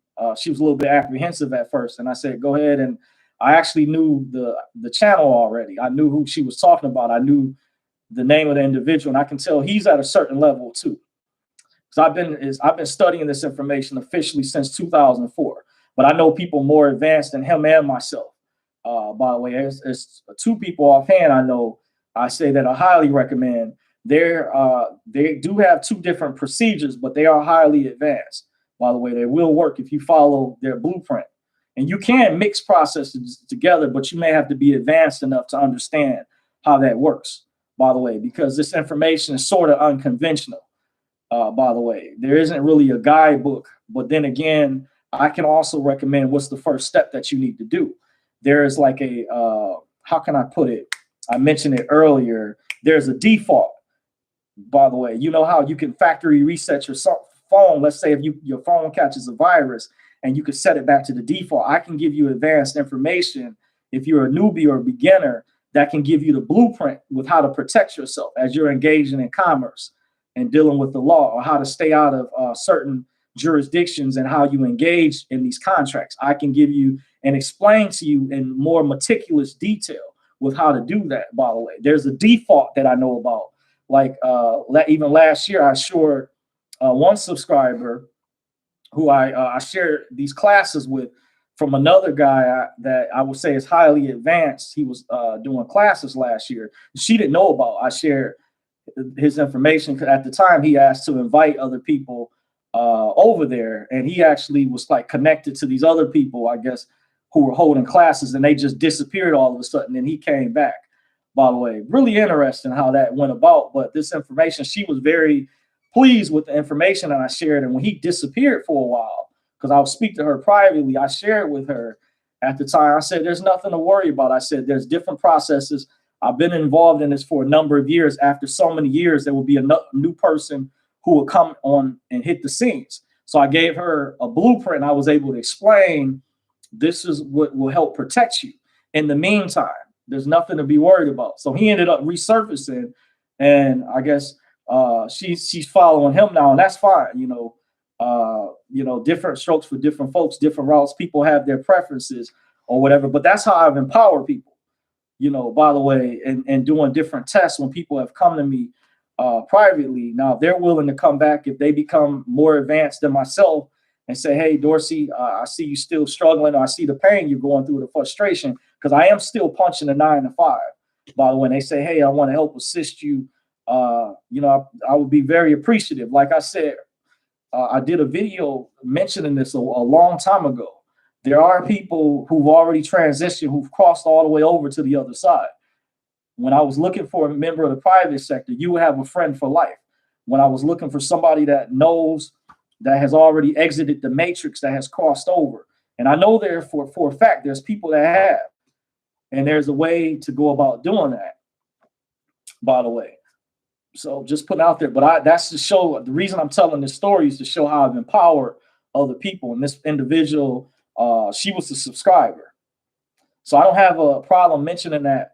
But however, if you do decide to set up a private consultation and you want to know more information pertaining to that, it may behoove you to set up at least an hour consultation, because there's going to be a lot of information. If it's related, put in a subject matter, what you want to, what you feel you want to learn about, that it is that I'm advanced and I can help coach you with, especially if it's pertaining to redemption. If you want to know how to get started, there was a couple people in the chat section that said they want to set up a private consultation. Make sure you leave your telephone number, leave the times that you're available, and then I will let you know when's the times that I'm available, because I'm going to try to get in touch with you right away. As soon as I see the funds hit my PayPal or Cash App, and if I see you left the telephone number, I'm going to contact you right away as soon as I can, by the way. That's why I normally try to knock those out just like that. I try to get those out the way. But I will take the time with you to equip you with the skill sets that you need. I had one consultation that dealt with, it was interesting with the dinar. All the brother wanted to know about was pertaining to the reset. And I went into detail about more information to prove the legitimacy, about receipts that I have. By the way, I was able to go into detail about brick and mortar institutions that sold it. Because if it was a scam, not saying you do have scams that are out there, but that was mainly pertaining to people that were doing counterfeits, and there was some other type of thing I won't go into details about. But if you want to know the legitimacy, that's all his consultation. He was fine. It was a half hour, and I knocked it out. He was very pleased at the time, and I can actually validate that that's real. I got access to a currency book. By the way, I learned from listening to a particular top intel provider some years ago. He actually went into his banking institution And he asked the teller at the time, they had a book on foreign currencies, by the way. See, I'm giving you guys a hint. But see, since I do research, did you know I actually found the PDF version of that? So I give you guys some homework out there and won't say what it's called. I had to research it recently because I wasn't able to find the original version I had. Then once I found it, I discovered it was on a backup hard drive that I had, by the way, to show you guys how I do in forensic research, which is a form of in-depth investigative research, by the way. To show that takes a skill set. You have to be brilliant. I could not be a person that had bipolar disorder, schizophrenic. That means I have to be a very intelligent person to be able to research like this. And I'm giving you guys and empowering you all with the proper skill sets to be able to do research similar to myself, where you have legitimate information, where you're not just taking my word for what I'm saying. You have reputable information to support, back it up, by the way. And that's why I go over those subjects that are related to this class pertaining to this redemption, these redemption books. Is you want to look up the PDF files, business and law, and you want to use the terminology that is related to these books, these manuals. Make sure you look at the terminology. So there's different chapters. You can do a research on YouTube, look up business law, type in secure transactions. There's videos on it. There's one video that a guy did will give you an understanding. So when the language is uniform and it's related, then the public municipalities, they're geared more towards accepting your documentation, your paperwork, because the language mirrors the language that they use, the terminology, and how the sentences are phrased, by the way, and some of the rules of civil procedure of how their documents are supposed to be filed based on the law. This book will give you the verbiage. So there was a chapter on secure transactions that deals with UCC financing statements. There's a chapter on negotiable instruments that's called commercial paper, or the law of commercial paper. That's generally what those chapters are called. There's another chapter on intellectual property, which deals with trademarks, trade names, copyrights, things of that sort. There's another chapter in some of the versions that deals with wills, estates, and trust, by the way. If you look up in the yellow pages some years ago, it's the yellow pages or white pages, by the way, they had different entities or sometimes lawyers that sets up wills, estates, and trusts. And some of the newer versions of business law talks about estates, wills, and trust. You want to understand that information. There was another chapter that talked about information I was shocked related to the holder in due course. So even though that term was sounded conspiratorial, when I hadn't heard of that terminology since I first got involved in the movement, by the way, was actually talked about in this book, holder in due course, so information related to the SPC, Secured Party Creditor Process. So in one of the newer versions of this book, I discovered there was a chapter that talked about and had the definition of holder in due course. And I was surprised the information. So I'm giving you guys action-packed information that you guys will be able to definitely grasp a hold of. Well, I'm gonna get back to the chat section to acknowledge you guys. I see a super chat in the building. Galactic Soul says, much love, Dorsey, high vibrations. Appreciate you, Galactic Soul. Appreciate the super chat. Thank you once again. So getting back to the chat section, we got says there's a brother on YouTube that reads, okay, I read that comment already, says spells and curses. I'm not sure what you're referring to by that, Jeff West Bay, by that comment. Kangaroo Jack says, do you know where I can buy the Iraqi dinar, a legit site? Do you know any info on the Vietnamese dong is going to revalue? Thanks again, sir. Kangaroo Jack, the site that I can think of offhand, I've actually dealt with in the past, by the way.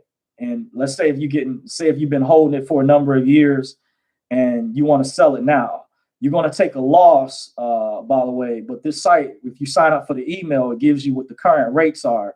It's check out safedinar.com or .net. I think it's called Safe Dinar, like you spell the word safe. To answer your question, Kangaroo Jack, look up Safe Dinar, their website. By the way, there was one I actually spoke with some years ago. They were online, by the way. I'm trying to think of the name. I can't think of their name offhand, by the way. I saw Currency 365 go over. If you check out his channel, Kangaroo Jack, make sure you subscribe to Currency 365. He shows some of the places and has gone over a site that you can purchase foreign currency that's legitimate, by the way. And from what I understand, for some of them to be in business, the type of business that they do, they have to be licensed by the Treasury or have other, or be licensed with the Securities Exchange Commission. Look up things like that, their credentials, to see if they're legitimate, so you know that they're not a scam. Because I had a lady contact me some years ago and asked me, she had bought it some privately from a guy, and I said, well, you run the risk if they don't have a legitimate license, by the way. If it is counterfeit, then you're putting yourself at risk, by the way. So you want to check, look up credible entities, look up their credibility and their credentials, by the way. Some of these sites will list that, by the way. And the VND or VNN, that's tied in with the reset. I already kind of went over information. Just look at it as that's tied in with, it's like the sister currency to the dinar, by the way, to answer your question, by the way. Jeff West Bay says, English language is a trap. Words have 3 and 5 meanings. Yes, you are correct about that. That's why I went over the information too. One of the reasons why they took Latin out the school system, you would not know some of the additional meanings, how it's defined within the court, the judicial system, by the way. Which in some of these books, they will tell you, explain, and you can also go online to encyclopedias, by the way, will tell you the origin of the terminology, if they have Latin origin, by the way. Says the English. Okay, I went over that. I went to the airport and picked up some Iraqi. Yep, you're right, Jeff West Bay. I informed someone at some of the airports out there, they do sell that. I heard that from a top intel source some years ago. That was like old information for me, but he mentioned that on a conference call many years ago. By the way, there was exchange places at many of the airports, by the way, but you have to check your local areas, by the way, and find places that are legitimate. But that's a good intel. 7100 Warhawk says, good afternoon, Mr. Dorsey. I'm glad I caught you. Appreciate you for joining, Warhawk. Thank you for joining. Galacto says, greetings to all. Hi, Dorsey. Okay, I read that comment. Jeff West Bay says, peace, G. Mary Saunders says, shalom, how are you? Greetings, Mary Saunders. Shalom to you as well. Salah. Thank you. Jeff West Bay says, Shabbat Shalom. Jeff West Bay says, once you cross over the matrix, you have to be able to hold the position. Yes, there is correct. Now, there's another aspect. I'm not sure, Jeff West Bay, if you've already exited the matrix. There is a more advanced side that once you cross over, you can be better protected. Now, there is a manual way to exit yourself. I won't go into the details. If someone wants to set up a private consultation, I can go over that information. It's very high level, powerful, and I can explain how one could go about doing that. And I can even explain how a particular government entity, there's something that they will do, and I won't go into the detail of monitor from how, one is conducting themselves. And I'll just leave it at that. But there's another higher level way that there's some paperwork can be filed with another particular entity, and things can be done. To once if you do cross over, so you won't have to work as much in holding that position. So yeah, I do know I am still public for right now, like I said, because they use the banking system as one of their main weapons. I was going to mention, like, I knew the Federal Reserve Bank and a lot of these lower level banks had corruption going on, but I didn't know it was this corrupt. I didn't know it was this bad, as I've learned in more recent years.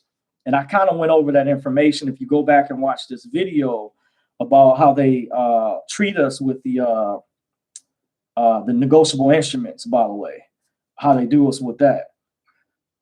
So Darkman X313 says, thumb up. Appreciate you, Darkman. Thank you for joining, being a loyal subscriber. Appreciate you. Money Boy Films in the building says peace and love, everyone. What's up, Money Boy in the building, fam? Big shout out to you, Money Boy. And I've been paying attention to the Dubs, by the way, out west. My team, by the way, even though they lost a couple games in a row, still my favorite team in the NBA. I know they out west where you at, by the way. So big shout out to the Dubs, the Warriors, by the way. Love to see what they're doing, and Steph Curry killing them with the 3-pointers out there. Galactic Soul says, Dorsey, what is the real ID? By the way, that's a good question. By the way, with the real ID, that pertains to the little bit that I know. Don't quote me on it. I could probably pull up a document on it to go into more details, but that is a form of a more enhanced identification that the powers that be, mainly the people that run the UN, the Davos group or whatever, they wanted to have they're trying to bring in a one world government, a new world order. They wanted to have an international ID. Now, in some states, if they already have an enhanced driver's license, meets the requirements of that, where they have special technology on them, where without having this particular ID or passport, you won't be able to travel or have access to going to certain types of places or do certain things without it in terms of commerce. So they needed to have requirements, but keep in mind, similarly, there's a back door, by the way. It says it has a star and some have a heart, by the way. Okay, and then some, for what I understand, that's similar to the passport. Some of these IDs meet a qualification that deals with pertains to status correction behind the scenes, and there's a legitimate form of it, by the way. But that is the ID they wanted to have before they moved to having people's data in a microchip, where you would have all of your data on you inside the chip. The ID, real ID, is supposed to contain an RFID, the radio active radio device inside of them, by the way. And like I said, the certain states that already had the laws, like Michigan is connected to that as far as being real ID compliant. They have it already in the form of what they call an enhanced driver's license, and other different jurisdictions may have things similarly, by the way. So it's a form of an ID that's more enhanced to get us prepared for a one world government, the new world order, by the way, that will allow access and travel to certain places, by the way. There's more information, more detail about that, but that you can look at that star system is definitely probably a form of a tier system. And there's some people argue over the legitimacy of the stars, what they mean on the passports. I hear allegedly dealing with the national status, if you have all 5 stars. For example, I had a friend of mine not too long ago, by the way, because I actually don't have a passport yet, but a friend of mine allowed me to look at his passport, and I was able to show him when we were able to locate. His had 3 stars on there. What I understand, the 3 stars mean you're still a public citizen. You're doing business as a 14th Amendment U.S. corporate citizen. They recognize you as a U.S. person. But when it has a 4-star, meaning you have some contracts that are out there that are still lingering. However, you haven't dismantled yet, but you're at a higher status. But because you still have those contracts that are still attached to your U.S. person or your 14th Amendment legal fiction, you're in lingus and you haven't dismantled, where you're still at a 4. But when you're at the 5-star, you're at the highest status, the national status, by the way. And there's more things I can basically go into detail about that. But like I said, you have to set up a private consultation that gets sensitive, by the way. But I think I've given enough. Said a lot just within that short statement, that short explanation, by the way. So those that are questioning, status correction is real, by the way. And there's different names, even though the title of this video, C says, thank you, you're welcome, by the way. Even though the title of this video is Redemption Manual Book Review, are they legitimate? Forensic examination, question mark, plus Q&A. Yes. And that's a good question, because now it leads me into explaining that some call this information status correction. They don't refer to it as the redemption movement, and it's not a scam, by the way. I talk about the legitimate side, by the way. This is not a get-rich-quick scheme. This is not a financial cult. This is not a multi-level marketing. This is not a pyramid scheme. Not saying you have things out there like that, but this is a forensic investigation, forensic examination. I'm here to tell you, no, there's a legitimate side, and that's what I'm addressing. And I went over the books. This is volume 1, by the way. If you're a newbie or you're a beginner, this is volume 2, the operating secure, by the way. Let's see here. This was volume 3 or 4. As you can see, this is the updated version of this version is no longer in print. So the updated version has more pages, by the way. Has more additional info. And the latest version, which I'm still going through these books, there's a lot of reading, a lot of research. It's right here. See, it says 404. And this version is operating invisible. You guys can't really, you can make out. This is the latest version, operating invisible. By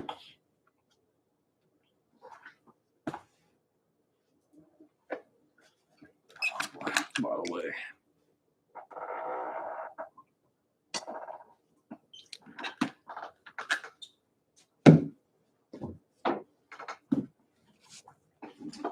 Another thing,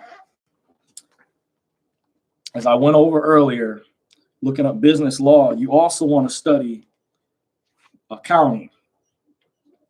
My friend's wife gave me, this was her workbook, because she's a CPA, certified public accountant, from what I understand. You have LPA, which is a lower form, that's licensed public accountant. CPA is a higher form, certified public accountant. Then you have a tax attorney, which is like the highest level, where they're not only an accountant, they are also an attorney. So it's like they have the best of both worlds. So you know they're highly advanced. But some of them can still possibly be trained to only know the information pertaining to the public sector. They don't know about the private side. Doesn't mean they know about the private side or the equity side. This is a book I had from college, a workbook that I found in my mother's basement, by the way, because I took accounting twice. I took accounting in high school and I took accounting in college.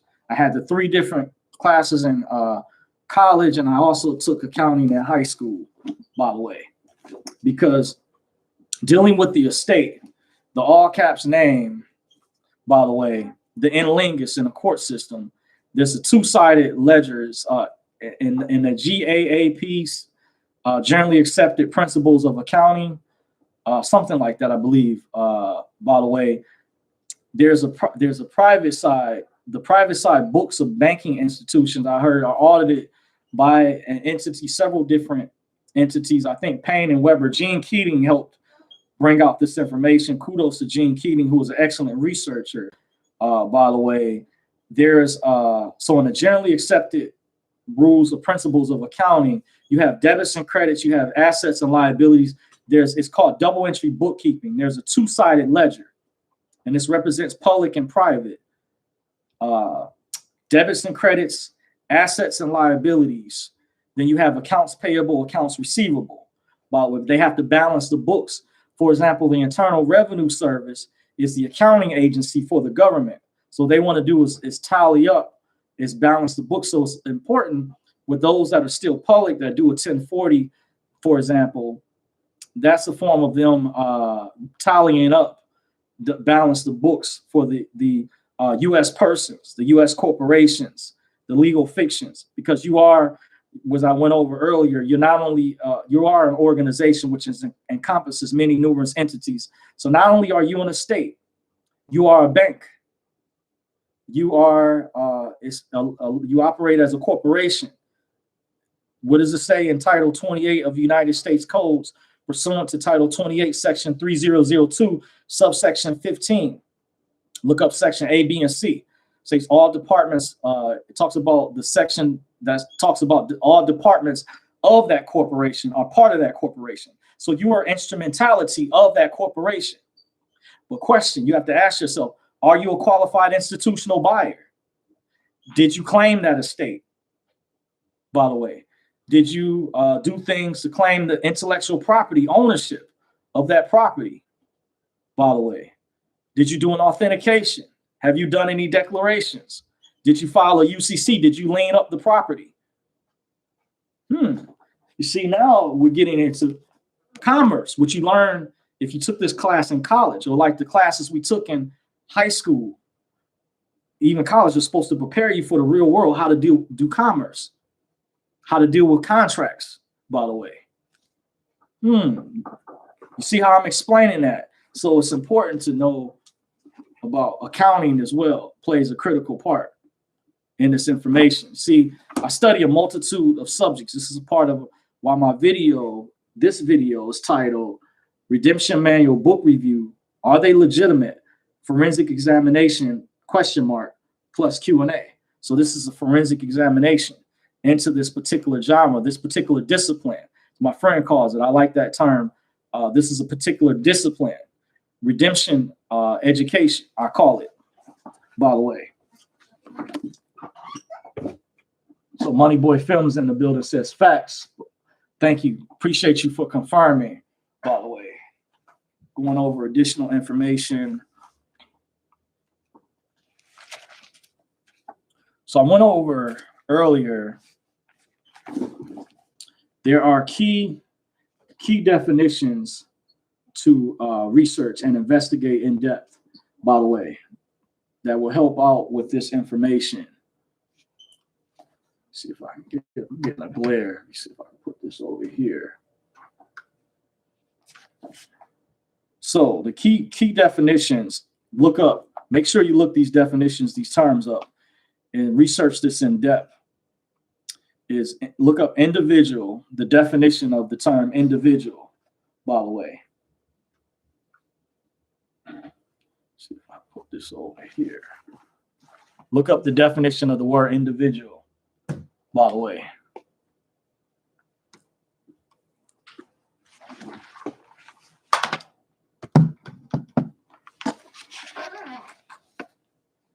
Look up and investigate these words in depth. Use critical thinking.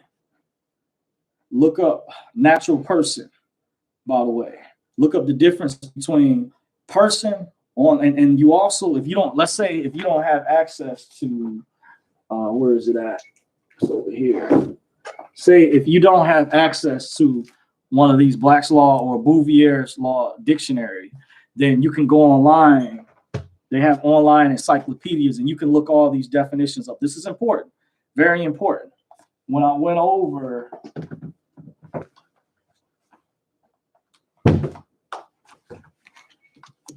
this book, by the way, contains a lot of the definitions that are key to understanding this information. Look up natural person and look up the definition of the word person and compare it to individual. You're going to be blown away. Look up. Also look up the definition of the word corporation. Look up color of law. Look up color of law. Look up what that means. Look up the Erie Railroad versus Tompkins case law of 1938. That's in some documents I read earlier on. The Erie Railroad versus Tompkins case. You want to look up how that relates to redemption. And Anna Von Ritz is accurate. Don't believe it hearsay. Anna Von Ritz, the common law judge out of Alaska, her information is on point. She has a website too that helps explain the basics. If you're getting into this for the first time, if you're a newbie and you want legitimate information, look up. These terms will prove this to you. Her information is accurate, by the way. So look up color of law. Look up the Erie Railroad versus Tompkins case in 1938. Look up the term de facto. De facto, that's the actual term. Erie Railroad versus Tompkins case in 1938. There was a reason what happened where many of the courts in this country that were once under common law started to operate under statutory law. Now, mind you, they said not all courts, but the majority of the courts. Nowadays, some people, or this gatekeeper, claim that common law doesn't exist anymore. No, it still exists. It's in another form, and it's a term you have to understand what this term means. If you don't know what this particular definition is, then some people in the legal system that are aware have been trained or know what this what it deals with. By the way, matter of fact, I can go ahead and say it.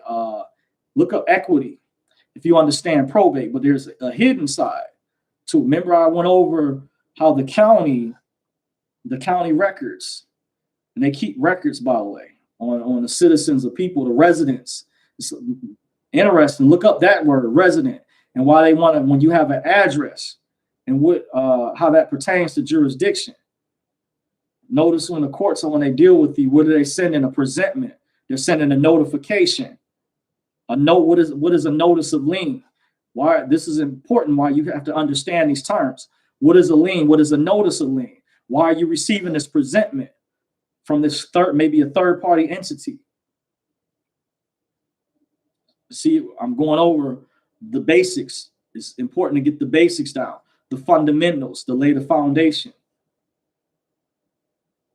I went over earlier Title 28, Section 3002, subsection 15A, unequivocally states the United States is a federal corporation. Look up juristic person. Look up the definition of juristic person. And many of these definitions in that Black's Law that you guys just saw me show, you can look up these terms online. Whatever search engine to your liking, maybe if you use DuckDuckGo or just use Google or Bing. But it's important to understand these definitions. Look up estate, what that means. Your legal person, your straw man, what many refer to as they call it a straw man. Now, in the court system, they may not recognize that definition. They can use what's called plausible deniability and not recognize. Look up plausible deniability. And I learned this information back in 2004, going into 05, 06. I look up plausible deniability. That's similarly what some of these courts were doing when they didn't want to look at these election fraud cases, where election fraud, voter irregularities that took place. They're going against dereliction of duty. Not all judges, but many of them, they're using plausible deniability. Where they're acting like that gives them like a legal right to just ignore something. It's a legal term, but I'll give you guys the ability, look up, that's an actual term. Some of these words are both together. If you go online, it'll give you the definition. By the way, if you go use Bing search engine, Yahoo or Google, look up plausible deniability. So some of these words together, look up juristic person. Even some of these terms are both together as two words in the Black's Law Legal Dictionary. Look up res, R-E-S, that deals with the ship, the vessel, which that's codified in Title IX in reference to Title IX of the United States codes. That's important. They consider when they move the ship, when they've captured the vessel, they seize your ship, because many of these courts are operating in a certain capacity. By the way, they're not operating as you think. That's why they're playing with the Constitution when they're disregarding, even though they swore oath of office. But they're using many of the courts. They're operating also under admiralty. Admiralty is military. A maritime is law of the seas. Admiralty maritime. There's a reason why.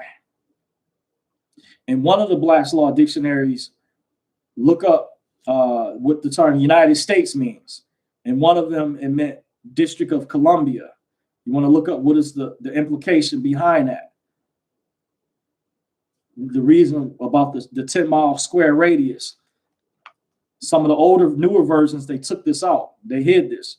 But one of the Black's Law dictionaries, look up United States. In one of the versions, it means District of Columbia. By the way, I'm giving you the definition. Why would it mean that? Why does a lot of stuff goes through D.C., Washington, D.C.? When I went over that the United States in Title 28, Section 3002 says that talks about subsection A, B, and C, that talks about all departments are part of that corporation, which if you have a birth certificate, what is a bond certificate? Birth certificate also can translate the bond certificate. It means you have assets to a corporation. So what does that make you? An instrumentality of that corporation. Something to think about. Let's see if I have some more information.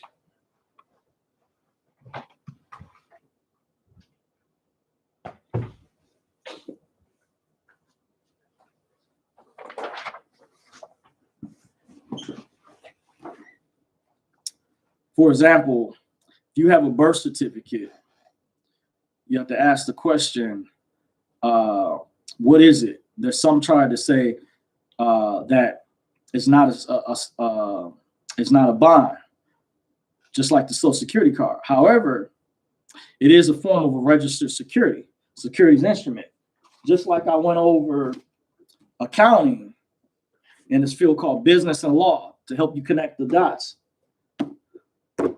Use critical thinking, showing you my brilliance, my excellence. I'm giving you equipping you with the skill sets, empowering you guys. This is powerful. This is empowering information. Follow me now. What does a bond show? When you have a bond, what do you call a certificate? You ever heard your term birth certificate? In some states, there's two versions. A certificate shows what? You have stock in a company. Stock in what? In a corporation. Something to think about. Notice when you apply for a student loan or for a mortgage, what do they make you sign? A promissory note, which is a form of what? A security. You might have to ask the question, what are they doing with these instruments, by the way? So let me go over that again. A bond is a certificate that shows you have stock in a company. A certificate. What is a certificate that most people have? Think about this. That no one really thinks about, that you got when you were born, based off of your birth, by the way. What certificate was that? Think about that for a second. So you see why these terms are important and how I tied it in with that law, Title 28, Section 3002. And if you don't believe me, look up that Title 28, Section 3002. Many of you already know this, by the way. This is like old information to you, by the way. Jeff West Bay says, I don't claim common law anymore. I only claim God's law. Well, it's based off of that, or some call natural law, or the law of nature. Yep. Nature's law, nature, God, from the Bill of Rights. Yes, basically the same thing. Common law is laws that if you get harassed by government, then so should everyone else. God's law is a deer running down the road fast and one never got a ticket to date. Okay, I get what you're saying, but what I'm going for the sake of my subscribers is still a way to distinguish that. And statutory law comes out of common law. Common law is like the father when you look at the principles, but it was structured in a way. When you go back and study that case and you learn when they created a new type of citizen, when they created the bankruptcy, they used trickery to seize control of people. When they created the corporations, which were charters based out of England. When you study the history behind corporations, they were charters based out of England, by the way. Look up the history behind how corporations came about, how they were created. These words just didn't invent themselves. There's concepts, there's history. This is why the history behind these concepts are important. So I get what you're saying, but there's a distinct difference to not confuse people. One deals with the public side and one deals with the private side, by the way. But one is like also hidden. So I don't want to confuse people, but going back to the basics, by the way, there's a difference between statutory law. Statutory deals with the codes, by the way. That's licensed. What are the codes? Penal section code, so-and-so, or United States code. That's why you guys hear me say this is in reference to. Once again, this is not legal advice. I'm giving my opinions. I did give a disclaimer earlier on in the beginning of the video. One has to do their own research, and everyone is responsible for their own commercial affairs, by the way. So just putting it out there. But this is why the definitions are important to get familiar with. You want to look up Depository Trust and Clearing Corporation. Look up who they are. Gene Keating's done research into that, has information out there. Look up about the different types of bonds out there, the GSA bonds, to get an understanding how The government deals with a lot of bonds, and they had why people get insurance, and why they when people are doing business a certain way, why the states get insurance for themselves when in case there's a liability that's created. By the way, you also want to look up Edward G. Griffin or Edward Griffin, the creature from Jekyll Island. That information is accurate. And I went over Anna von Ritz. Judge Dale's work is accurate. There's another guy I'm trying to think of, by the way, who was out there. I heard he passed away. I can't think of his name. Maybe somebody that's watching, because you guys have brought up his name before, where he talked about syntax grammar. His information was very powerful as well. He got into the terminology to help one understand. And I'm still learning myself. I'm not an expert, by the way. This is where I'm still studying, but I've learned enough and have experience where I operate a certain way dealing with contracts. You know, I can go into more details. That's why you guys hear me harp on, if you want to know what I know, just set up a private consultation. How to reach me, instructions with that should be in the description box after this video uploads or previous videos. But the reason these definitions are important that I went over, look up, there's also a separate definition of legal person. Look up natural person. Look up just the term person by itself. Look up individual. Look up corporation, what it means. Look up evidence that the straw man is a legal person, legal fiction. And the court system is called the in lingus. That is in this book right here. That's one of the reasons I went over why they took Latin out of the school system. They wanted to dumb the population down. See how they're intentionally hiding the information. So you need these resources, these books, to properly find the information to give you the tools that you need.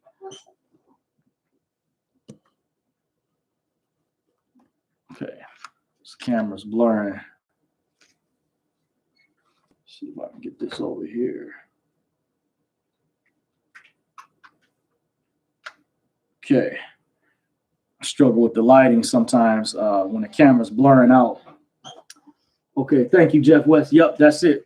David Windmiller. Yep, appreciate you. I couldn't think of his name. And the reason I'm going over this because there's a particular gatekeeper out there. Some of you guys already know their name is not worth mentioning. But a lot of these people that I mentioned, they tried to discredit. Now, who would you believe? Somebody that's been studying this information since 2004, or some lady who hides behind a ghost account who never shows their real face, is using a pseudonym who popped up in 2017 after the summer, or the latter part as the summer was ending going into the fall. Someone who's got experience, or you're going to believe a troll, a shill, who's a gatekeeper, who just runs off at the mouth. But someone who's got experience where I'm showing you actual books, going over legitimate information, definitions you can look up to not take my word for what I'm saying, because I'm so confident in what I present to you. And YouTube is public anyway, so I can't control who sees these videos or who doesn't, but I wanted to make sure you guys are getting accurate, legitimate information, despite all that BS out there that you hear, that these are sovereign citizens, this is not legitimate. I'm not saying you don't have scams out there, but everyone and everybody is not a con artist or not a scam artist. You got to understand that there is legitimate information out there. It's just hidden, by the way, hidden as I point you guys to the powers that be. And that's how this ties in with the secret societies, with the Illuminati. But this also gets into members of the ruling class elite. There's a good cabal, and then there's like an evil cabal. So there's different versions, different factions, by the way.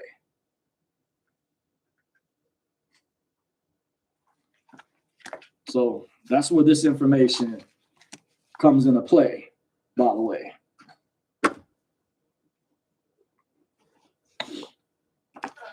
What you've been hearing more about recently. A friend of mine actually gave me this book, by the way. It's called Homegrown. As you guys can see the word, I'm not going to say. And as you know, a lot of things have been brought up recently, and this is for propaganda. A lot of propaganda going on. But just look who they have listed in here. I know you guys, if I hold it up to the camera, you guys will recognize some.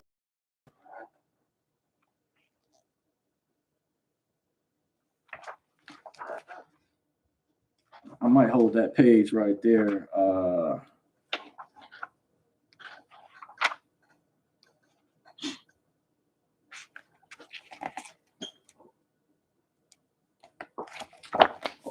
So, and I want to show you in relation to the so-called Capitol incident, by the way.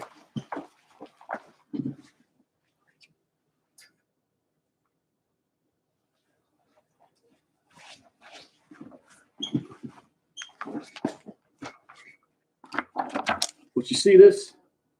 And he was an activist that got killed about years ago because information just recently came out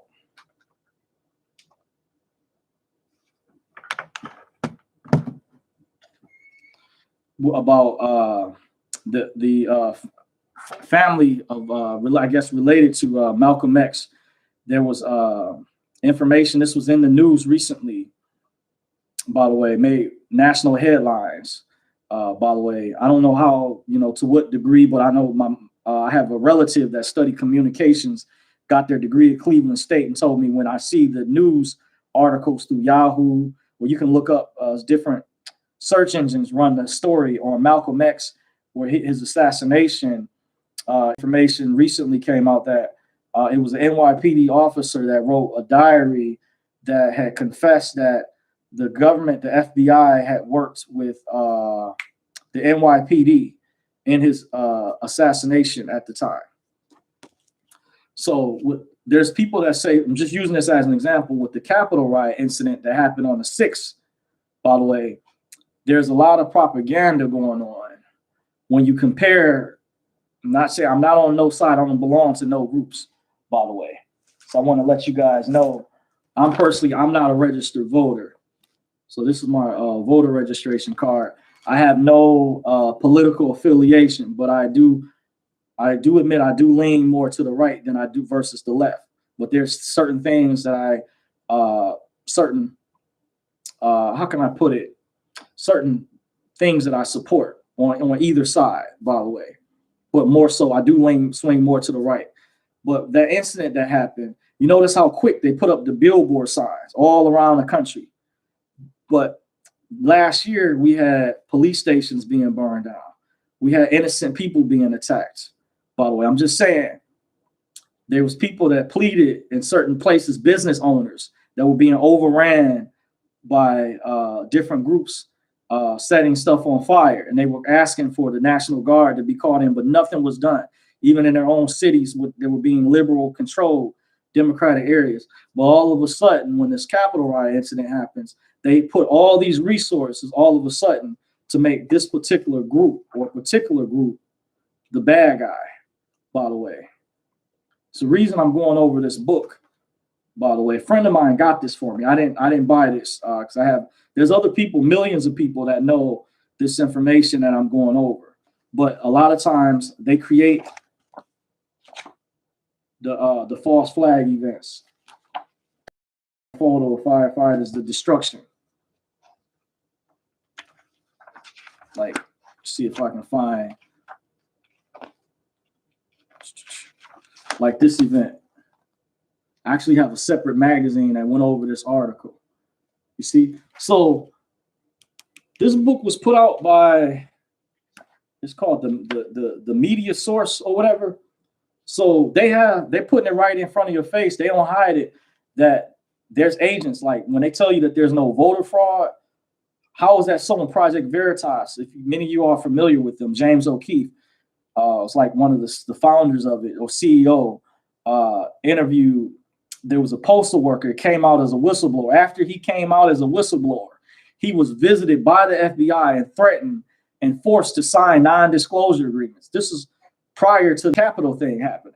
Why is that? If it wasn't elements or factions of the government not involved, there has been a massive cover-up. The election was stolen. Biden is an illegal president, by the way. He's not legitimate. This is a fact. But you won't hear this talked about in the mainstream media because a lot of the people that are behind this stuff, so they're stay behind networks that were from President Obama's administration that are with the deep state, with the cabal, that don't have our best interest at heart, that are gatekeepers, by the way. So they put this stuff in the books, who they target, who they go after. So they're just using Black Lives Matter and Antifa, other groups, as they put one side against each other. Like I said, I don't belong to none of these groups. I'm just saying you have to look deeper into the information pertaining to the secret societies, the Masons, by the way. And there's some people, there's a good friend of mine I had, there's people that I know, and not all people that are part of these different secret societies or fraternities have necessarily bad intentions. They want to help people. But I have to talk about this because you have a large portion of the general public that doesn't understand, that needs to know a lot of your politicians have ties to these different groups, by the way. And they act as operatives, spies.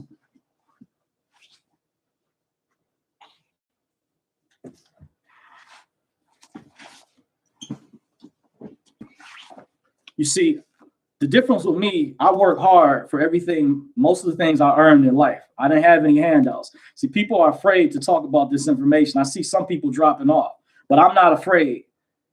And I think there needs to be more people that need to find out. I even heard Hitler targeted this particular group too, by the way. A friend of mine who studied history told me that they were around during his time period. By the way, they've been around for centuries, for ages. But the problem is you have to have balance with these arrests that are taking place, that the bad guys, the club members, have gotten too out of hand because they're letting their other buddies and friends get off scot-free or get away with committing crimes and stuff and letting them off the hook. Very egregious things, by the way. That's because they have ties to these different groups. And these books, which were sold, and my friend pointed this out, this was sold in a grocery store. And this was in like Borders books at one time. And they have updated versions of these books, by the way. It's the reason I'm showing this. They create many of these instances, but they have their operatives who belong. And then the women are a lot of times a part of Eastern Stars. Look for different symbols. If you see tattoos, by the way, or necklaces, medallions, or emblems on the back of people's cars, by the way. That's how they have to have a network, how they're able to infiltrate and spy on people, by the way. So I'm deconstructing that system. And then Jesse Ventura, he was a former governor of Minnesota, by the way. He wrote a book. This is called the 63 Documents the Government Doesn't Want You to Read, because they have to declassify information. So because of what they did to Trump, by the way, and they were supposed to release a declassification, I said, I'm going to release my own declassification, by the way. To show you I have documentation, I can prove, I can validate everything I talk about. And this is not a conspiracy theory. I'm a realist. There's a such thing as called conspiracy fact, because you have to separate the two words. Conspiracy is something that's theoretical, that hasn't happened, but there are facts, things that have occurred. There's a reality aspect. And in this book, he talks about documents that have been declassified, that our own government was involved in assassinations, operations that they declassified. And a lot of times the operatives, they will use their underlinks and minions would belong to not just maybe Masons, but different secret societies, Knight Templars. There's different chapters that are set up, by the way, that are part of these secret societies. So this book goes over how they declassify these documents, because they have to file this paperwork if it's a government agency, because it's so deeply embedded in this corruption. Now, this book that talks about homegrown terrorism. They've already analyzed these different groups, different political ideologies, by the way. This is a form of forensic science, how you have investigators, detectives, and people that never leave police departments. That's all they do is research. But look who they had in here.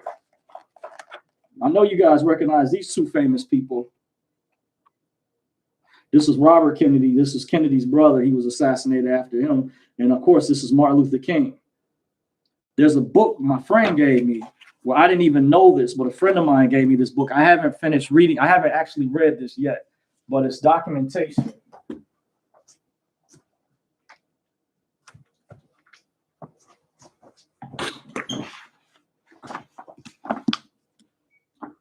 Where J. Edgar Hoover had, it was well known. I was told by many relatives who are liberal, who are Democrats, by the way, that it was known he didn't like Martin Luther King, John F. Kennedy, and the Black Panthers, by the way.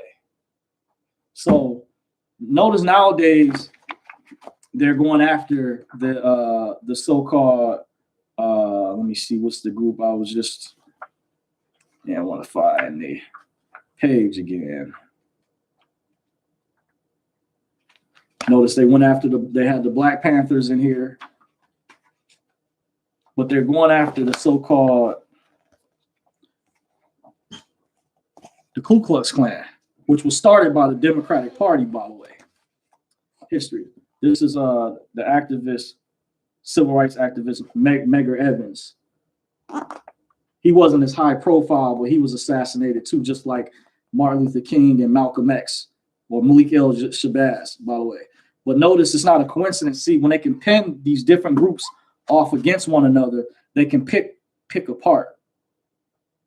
But it's a reason Trump's movement, there was never been a movement like Trump's before, as large as his movement, the MAGA movement, by the way, of awake people, like-minded. That's why they targeted, because I started to think, my friend was always saying, like when they arrested these so-called militiamen in Michigan who were plotting against the governor, he says, for example, if they had this capability to go after, to apprehend these men this fast, just like that, they have the ability to get rid of all drugs, illegal drugs, crime, many of them murders, put more cameras up so citizens and people are more safe.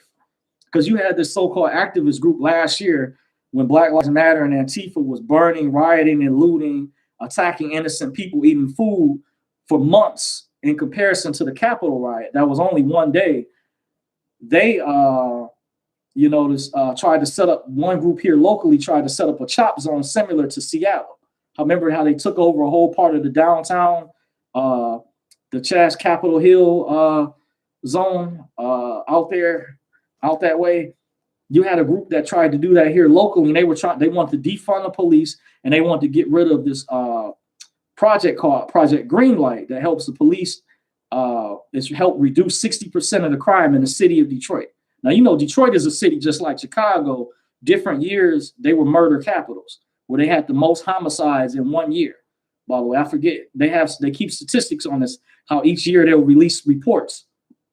So the Detroit police chief, which he's been an excellent police chief who I admire, James Craig, put out a statement when this project was implemented after a particular time period. It helped reduce over 60% of the crime, a combination from carjackings, represented one particular portion to another portion of the crime significantly in the city. And this group, so-called activist group called Detroit Breathe, which is like another variation, a spinoff of Black Lives Matter, want to totally defund the police and defund Project Greenlight. What this tells me is that so these criminals can just commit the law and break crimes with impunity, with no checks and balances whatsoever. That's what this tells me. But y'all got enough resources to arrest people that didn't even go inside the Capitol building, FBI?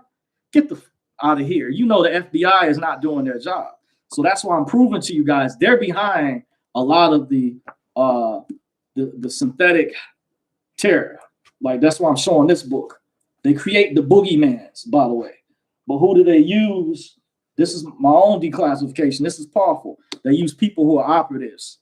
Now, I'm not saying everybody who's part of this organization may know what's going on at the top, because they compartmentalize things. And there's different chapters. But I'm giving you an idea. More of the general public needs to be aware. I just found out from a friend of mine that Al Sharpton has worked with the FBI many years ago.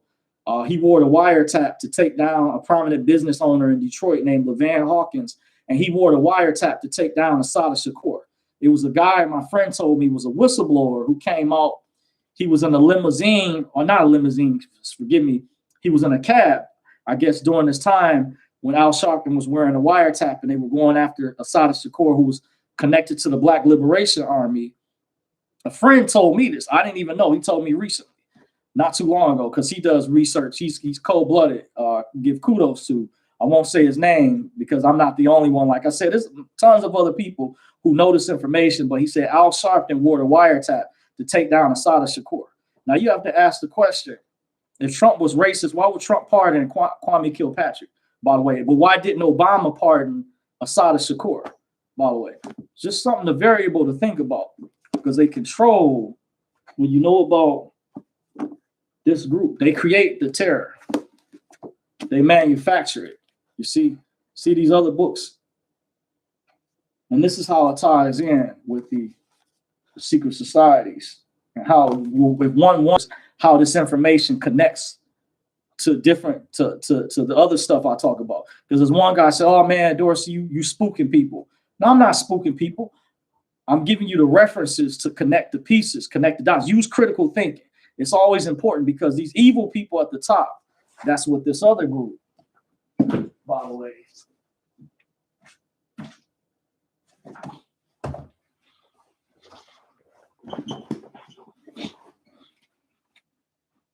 This group doesn't want you to know, by the way.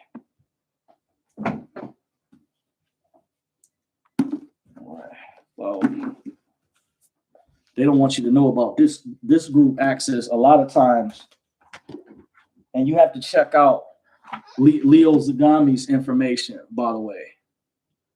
But this organization accesses a lot of minions and underlinks for this group, by the way.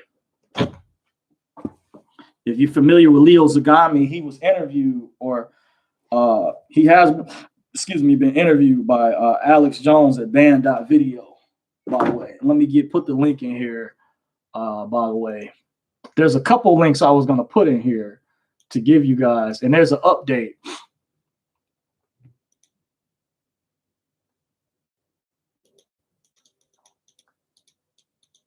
I'm going to put it to the chat section.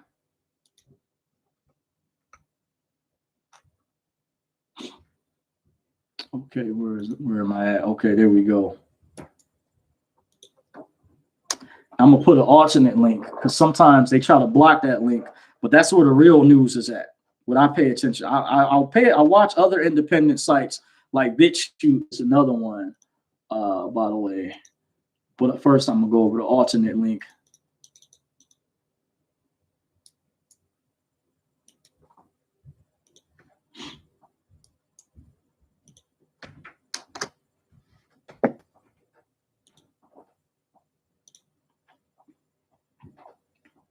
Periodically,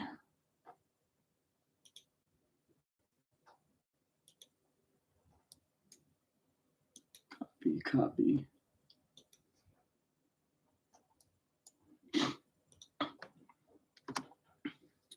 Periodically, I check that site. It's important to stay abreast. But you see how I'm showing you guys supported documentation. I'm showing you guys books and evidence. So just understand they're trying to pin one side off against one another too. Because when they can separate everyone into these different groups, because there was a lot of black people, melanated people who voted for Trump, who were Trump supporters. They try to hide. I've seen the news intentionally try to hide that. And I understand differences. Some black people tell me they feel Trump is racist. Other black people have told me they feel he's not. There's differences of opinion. There's differences what may work for or apply to one may not apply to the other. But see, they want to get people divided. Not saying you don't have people who are biased or prejudiced. You do. You're always going to have that all throughout history. But the ruling class, by the way, which is this group right here.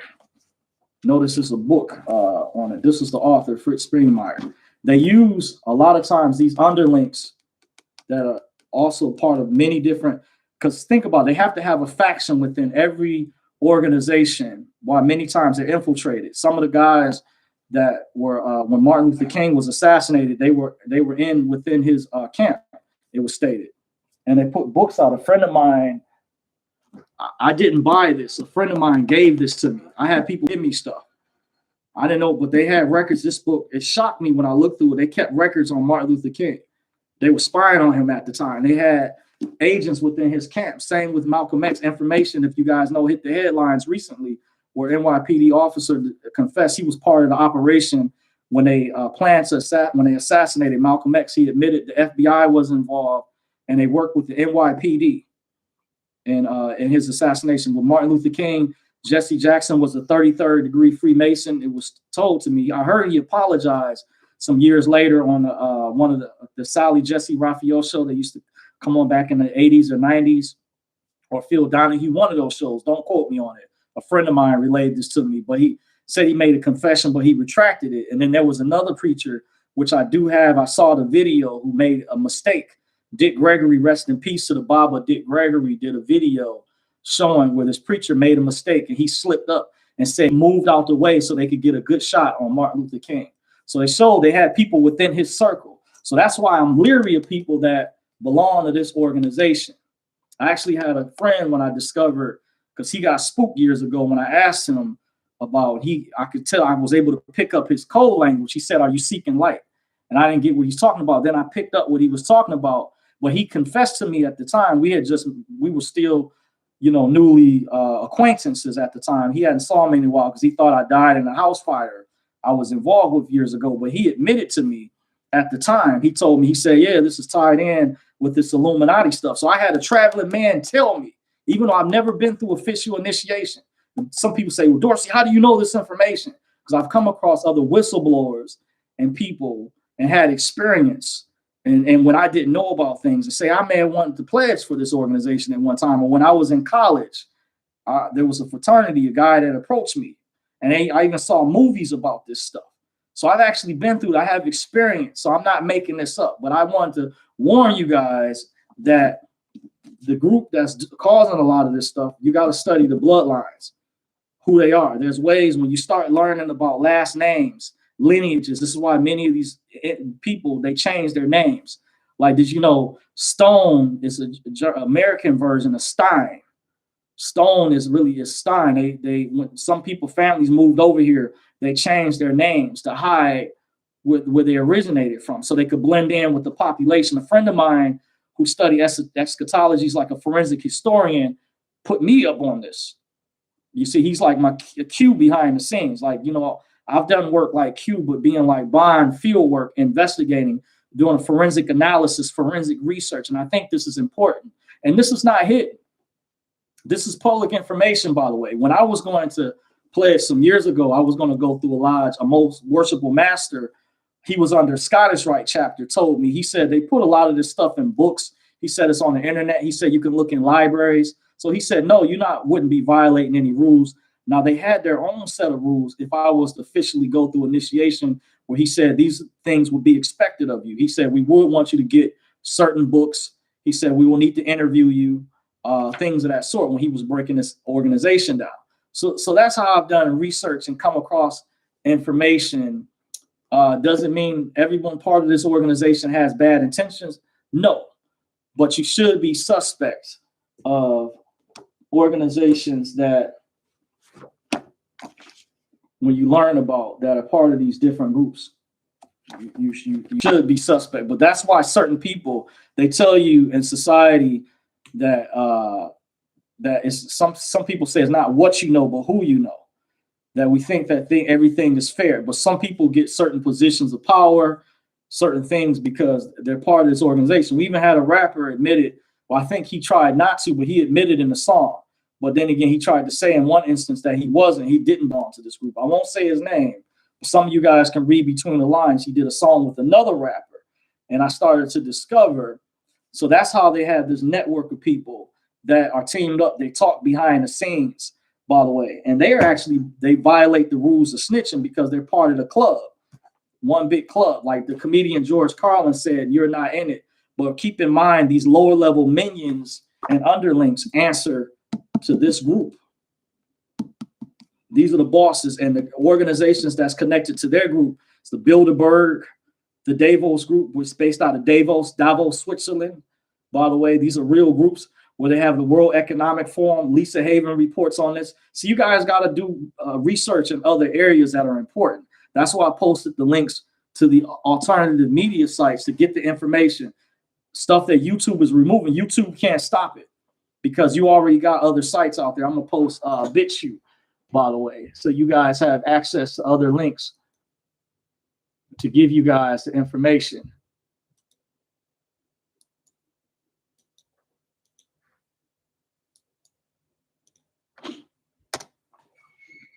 Check out that site, BitChute, by the way. That's another alternative site. And by the way, Parler is back up, by the way. So you guys, I recommend, a lot of people had left Twitter because of the censorship. A lot of people that were banned, cancel culture. If I forget the lady, her name that was, you guys know, was fired from Lucasfilms or whatever. A friend of mine told me there was millions of people that supported her. She was already hired by Ben Shapiro or whatever. I was told privately by a source that I have, where she's going to be doing films or writing with him. Some of you guys, I'm not really a fanboy, so I'm not familiar with all of those different actors and things. But that's the cancel culture, which something needs to be done. But if you want to get on other platforms, Parler is back up. So I'm going to post where to find me on Parler, by the way.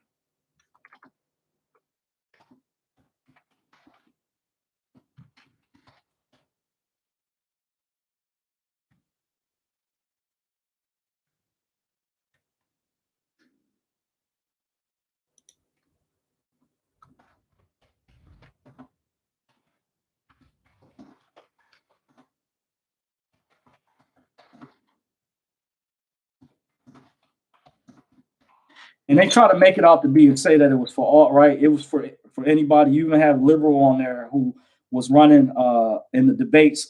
Tulsi Gabbard, who's based out of Hawaii, she's on there. You have independent media organizations, news organizations that are trying to come up. So if you're concerned about censorship, also check out Rumble as well. I'm on Rumble too, but I don't have any videos uploaded yet on there, by the way.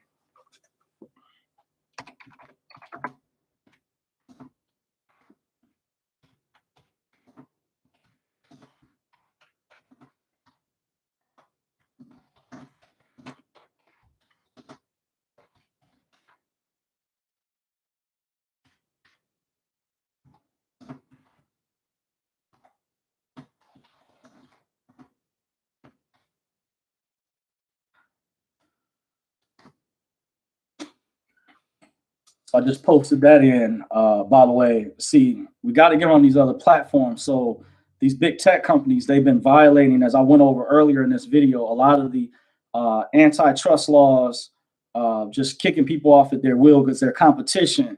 And Parler was #1 in the App Store before they were delisted, before Amazon canceled their service to try to pin them to the Capitol incident, by the way, which was hogwash. And it was already proven that they were let in. It was a high-level member of Antifa that was let in. And Band.video actually interviewed him, by the way. Yep, they interviewed. That's what I like. They interview the opposite side. They're not like how the newer woke media is acting, the woke mainstream media. So you get a fair balanced critique. They actually interviewed a guy who was head of a chapter, Black Lives Matter, who mentioned that his chapter hadn't received donations from the billions of dollars they collected. So these different organizations have different chapters set up. A lot of people don't know that. And he actually shared some things in common with InfoWars, Owen Shorter. That was a good interview. But so you get a fair, balanced perspective, by the way, because I'm not a registered voter. Technically, I'm not a Democrat or Republican. These are several copies of my canceled voter registrations. So I'm just showing that to show proof. I don't have a political affiliation, but in studying this information, doing a forensic investigation and journalistic perspective, I'm giving you guys fair information, but information that's not censored. And you can create accounts over these social media sites that if you're a content creator yourself, or if you're concerned about getting banned or something happens to my channel here on YouTube or my Twitter or Facebook, you guys will have other ways. Just know ahead of time, you'll have other ways to find me, by the way. And I know that is public, but however, those other platforms don't censor generally. And I mean, there's still certain rules you have to follow, by the way. And I forgot about Gab. Gab is another Gab and Brighteon. And check out, we go to Brighteon.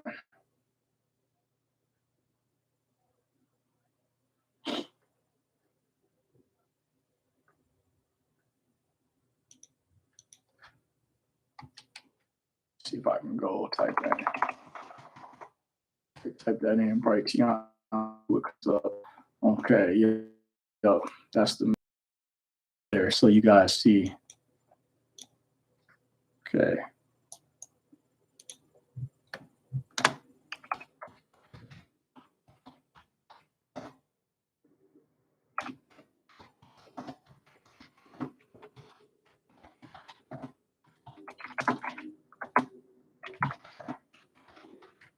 Some of these alternate social media platforms that don't censor, you can find the video where they ban the doctors. Some of those videos, videos that people might have just sent you that YouTube already removed, you'll be able to find it on these other platforms such as Band.video, BitChute, Brighteon, others. You'll be able to find stuff on Parler since Parler's back up, by the way. And these platforms and Minds.com, that's another one. I'm also on Minds, by the way, Minds.com. And they're a good site as well, by the way. So you have a fair, balanced perspective. You have information that the news, the mainstream media is not trying to hide. They're trying to hide this information. Trust me, they want to make it worse. But I'm equipping you guys with the skill sets to be able to find me or find other good quality content out there that's not propaganda. Because what you have nowadays, you have the mainstream big tech giants colluding together, violating antitrust laws, violating freedom of speech, by the way, and practicing torturous interference, lobbying to have other legitimate independent media organizations shut down and journalists. They're going after with the cancel culture. The woke thing, that's not good. And that's forms of communism and socialism, bringing in fascist police states. They're actually the fascists. See, it's not coming from the right. Notice the cancel culture, that's fascism. When you see Antifa say you're a fascist, what they're accusing Trump of, they are the actual fascists. When you get into canceling, banning people, that's fascism. You have to respect people's freedom of speech, even if you disagree. That's the First Amendment right. And these lawyers and judges, they swore oath of office under the Constitution. The Constitution is still the supreme law of the land. And I have a genuine evidence as a material fact. What I mentioned is evidence. Look it up. But what they're doing it anyway because they're criminal. They're going for broke, by the way. But you will empower yourself, your friends, share this with your friends, your neighbors, by the way. So you're getting the real information about the COVID vaccines. You know, I just heard an article. I could have reported on this, but did you know the people head of the vaccine that's trying to find superstars to promote it, they said they went to top high-level pay NBA players. Did you know NBA players are refusing to promote it? The excuses they're trying to give, they're saying a lot of NBA players were aware of the experiments that they did on black people. Yes, that did take place years ago, like the Tuskegee experiment, how they did radiation. So I can understand that. So yeah, good. I'm glad to see that top NBA players don't want to push COVID vaccines because they know it's some BS. A lot of people have had major side effects and died. One lady, Alex Jones reported one of his staff members, by the way, her mother in California, after taking the vaccine, she became a vegetable, by the way. That's not good. What they put remnants of fetuses in there or whatever, and it's set up to attack your immune system. So you're going to get good quality information when you go on these other platforms, by the way, that don't censor. So say if you're a content creator yourself, or you just want to upload videos that get banned, just download them real quick on YouTube and put them over there so other people can see them and share them through email. Set up multiple email accounts too, because Google's trying to do stuff where they're trying to block information from being sent, but you can bypass that, get other set up with other email providers, which I'm working on doing, by the way. And I have some additional ones that are not just through Gmail, by the way. So that's how you fight back. You wake other people up, because it's important, by the way, because they want to create 1984 George Orwell, A Brave New World. Check out the movie based off the books out by Aldous Huxley. And that's within the process. They want to make this like the Hunger Games, the movie. This stuff is real, divergent. That's what the elites, the ruling class, the evil ones, the cabal that traffic children. by the way. That's what they're into. Also check out, when they try to tell you the Pizzagate stuff isn't real, check this documentary out. And you may be able to find some of these documentaries, like I say, that have been removed from YouTube. You can find them on these other sites.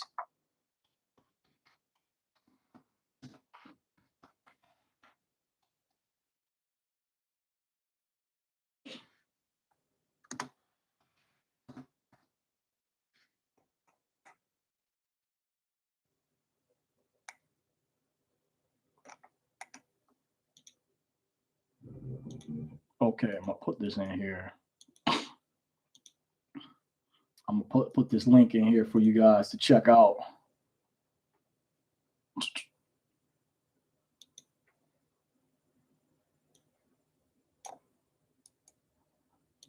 Okay, here we go. Put this in here. Okay, this is a documentary with the link I just posted. Now, the link I'm about to post after the link I posted will take you to the YouTube channel. I know it looks kind of old, but check that out if you never saw it before. Look up some of the names in that documentary. By the way, it will open your eyes up to stuff that's happened years ago has taken place again. And remember, this is a former governor of Minnesota, Jesse Ventura. He wrote a book called 63 Documents the Government Doesn't Want You to Read, that goes over declassified material. So sometimes, a lot of times, people upload the information on YouTube, they remove it. But what I've noticed, I found Money Masters, a documentary I mentioned earlier. I found a copy of it on BitChute. So some people, what they're starting to do is upload these documentaries on other platforms that they can't censor, that will show the evidence, provide the evidence, because these gatekeepers and these shields, these agents, these minions and villains don't want you to know about this information. That's why they always accuse Alex Jones, or always notice when they always attack people that are awake, because they don't want you finding this information out. Think about it. You know, when they always pointing the finger or trying to get people banned or shut down because they're speaking truth to power, by the way. But see, I'm mentioning stuff from both sides, how information came out recently, how this former NYPD officer put in his diary, where it was discovered on his deathbed. He confessed that the government, the FBI, worked with the NYPD and Malcolm X's Malik El-Shabaz's assassination. Rest in peace to the Baba out there. So that's information that came out recently. So I'm showing you guys there's legitimacy, but you got to question, once again, who's behind a lot of this stuff. When I went over this book, they create these different groups, by the way. See, I know you got to recognize some of these faces, you see, and these different governmental entities. That's the cabal, the deep state. The deep state just means it deals with a lot of club members who are part of the secret society, you know, that's connected to these different groups right here, by the way.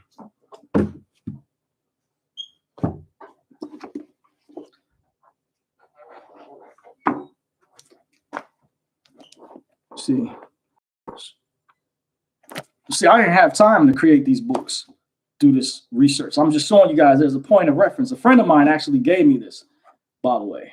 Just showing this as evidence. He gave me this other book too. So I didn't even buy all this stuff.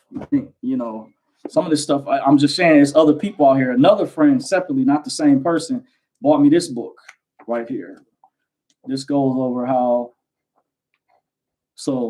but look who they had. See, they create the narrative. These people were listed back in the 60s like they're going after the people from the Capitol riot incident. They went after these two guys in the 60s. You see? So they create the boogeyman. They create to pin one group or group of people off against each other to look at their injustices or whatever, the disparities in different groups. Because, see, the reason why they're going after so-called white supremacy or whatever, that's the thing worldwide, what this guy said recently from the Davos group or World Economic Forum, an elite or UN personnel, is because they saw that as a threat to their agenda. They want to push these vaccines, the green movement, Agenda 2030, sustainable development, used to be Agenda 2031, where eventually one day they want to charge you for the air that we breathe, by the way. Yeah, this is real. That's not a joke. They actually had plans to do that one day. They already put it in a treaty some years ago. That's why with these new smart devices in your house, like smart TVs, stoves, and things and lights are going to be designed to tell on you, by the way, or how much calories are you using. Because under their new agenda, they want to limit that with a globalist. They want to create exempt kingdoms for themselves, but they want everyone else suppressed. And remember, they want to also kill off a certain amount of the world's population. That's on the Georgia Guidestones. By the way, you can look that up. That's not information that's not old. That's older information that's already out there. But some of you guys might not know that. So this book goes over some more. But this is why they're pushing a lot of this. They're pushing operatives in a lot of these different organizations, by the way. When I looked at that Michigan case, when I read it immediately, I saw the feds, they had an operative inside. They put an implant inside. And how do they use that? A lot of people, you got to be suspect of people that belong to this organization. They have emblems on the back of their cars, even women. This is the Eastern Star logo. And I met William Shinoblin before, the author of this book. He was connected to the Bible Prophecy Club, which my mother used to take me to the meetings many years ago.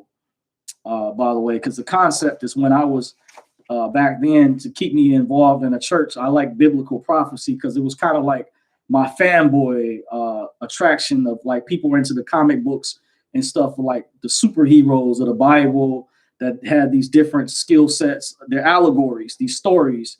So her way to keep me involved was when I got in, when she put me up on a secret society, the stuff, but I went a step further because it tied in with the New World Order. I found out this group was connected to the one world government. So that's how they use operatives. You know, remember Martin Luther King, he had people in his camp, by the way. This book, how J. Edgar Hoover, the former head of the FBI, my friend gave me this book where they wiretapped Martin Luther King and other activists. And this book goes over, so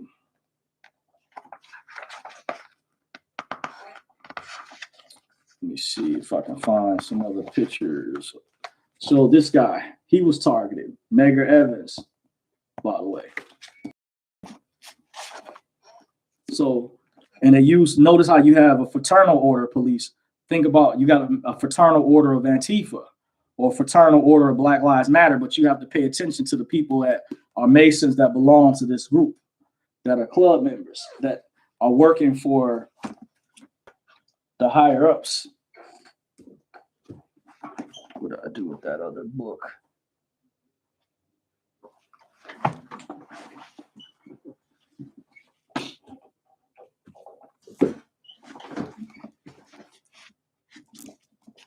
That's working for this group. You see, this is how you connect the pieces together. I was listening to Dr. Shiva earlier today. He had a good discussion very briefly. Some of you are familiar with Dr. Shiva. He did an investigation, his own forensic examination of the voter irregularities, the voter fraud that took place in multiple states, including Michigan. While many forensic researchers and scientists have proven there was definite fraud that did occur. And I have the right through my freedom of speech. I'm welcome to my opinion, by the way. So just keep that in mind, because you had a state attorney general trying to threaten people, which is funny that she needed to investigate those 2 Republican board canvassers who weren't going to originally certify because 71% of the precincts in Wayne County were imbalanced. Explain that. Mighty funny, because there's a cover up. That's why. And they don't want you to know, but you got to pay attention to the people who belong to this. It's what they're not telling you, but they create. Because in order to have peace, they must cause what? Chaos. So they create the false facts. You see this book right here? Now, who put this together? Who put this together? You see, who had the time to go through all of these people? I'm just one person. You see,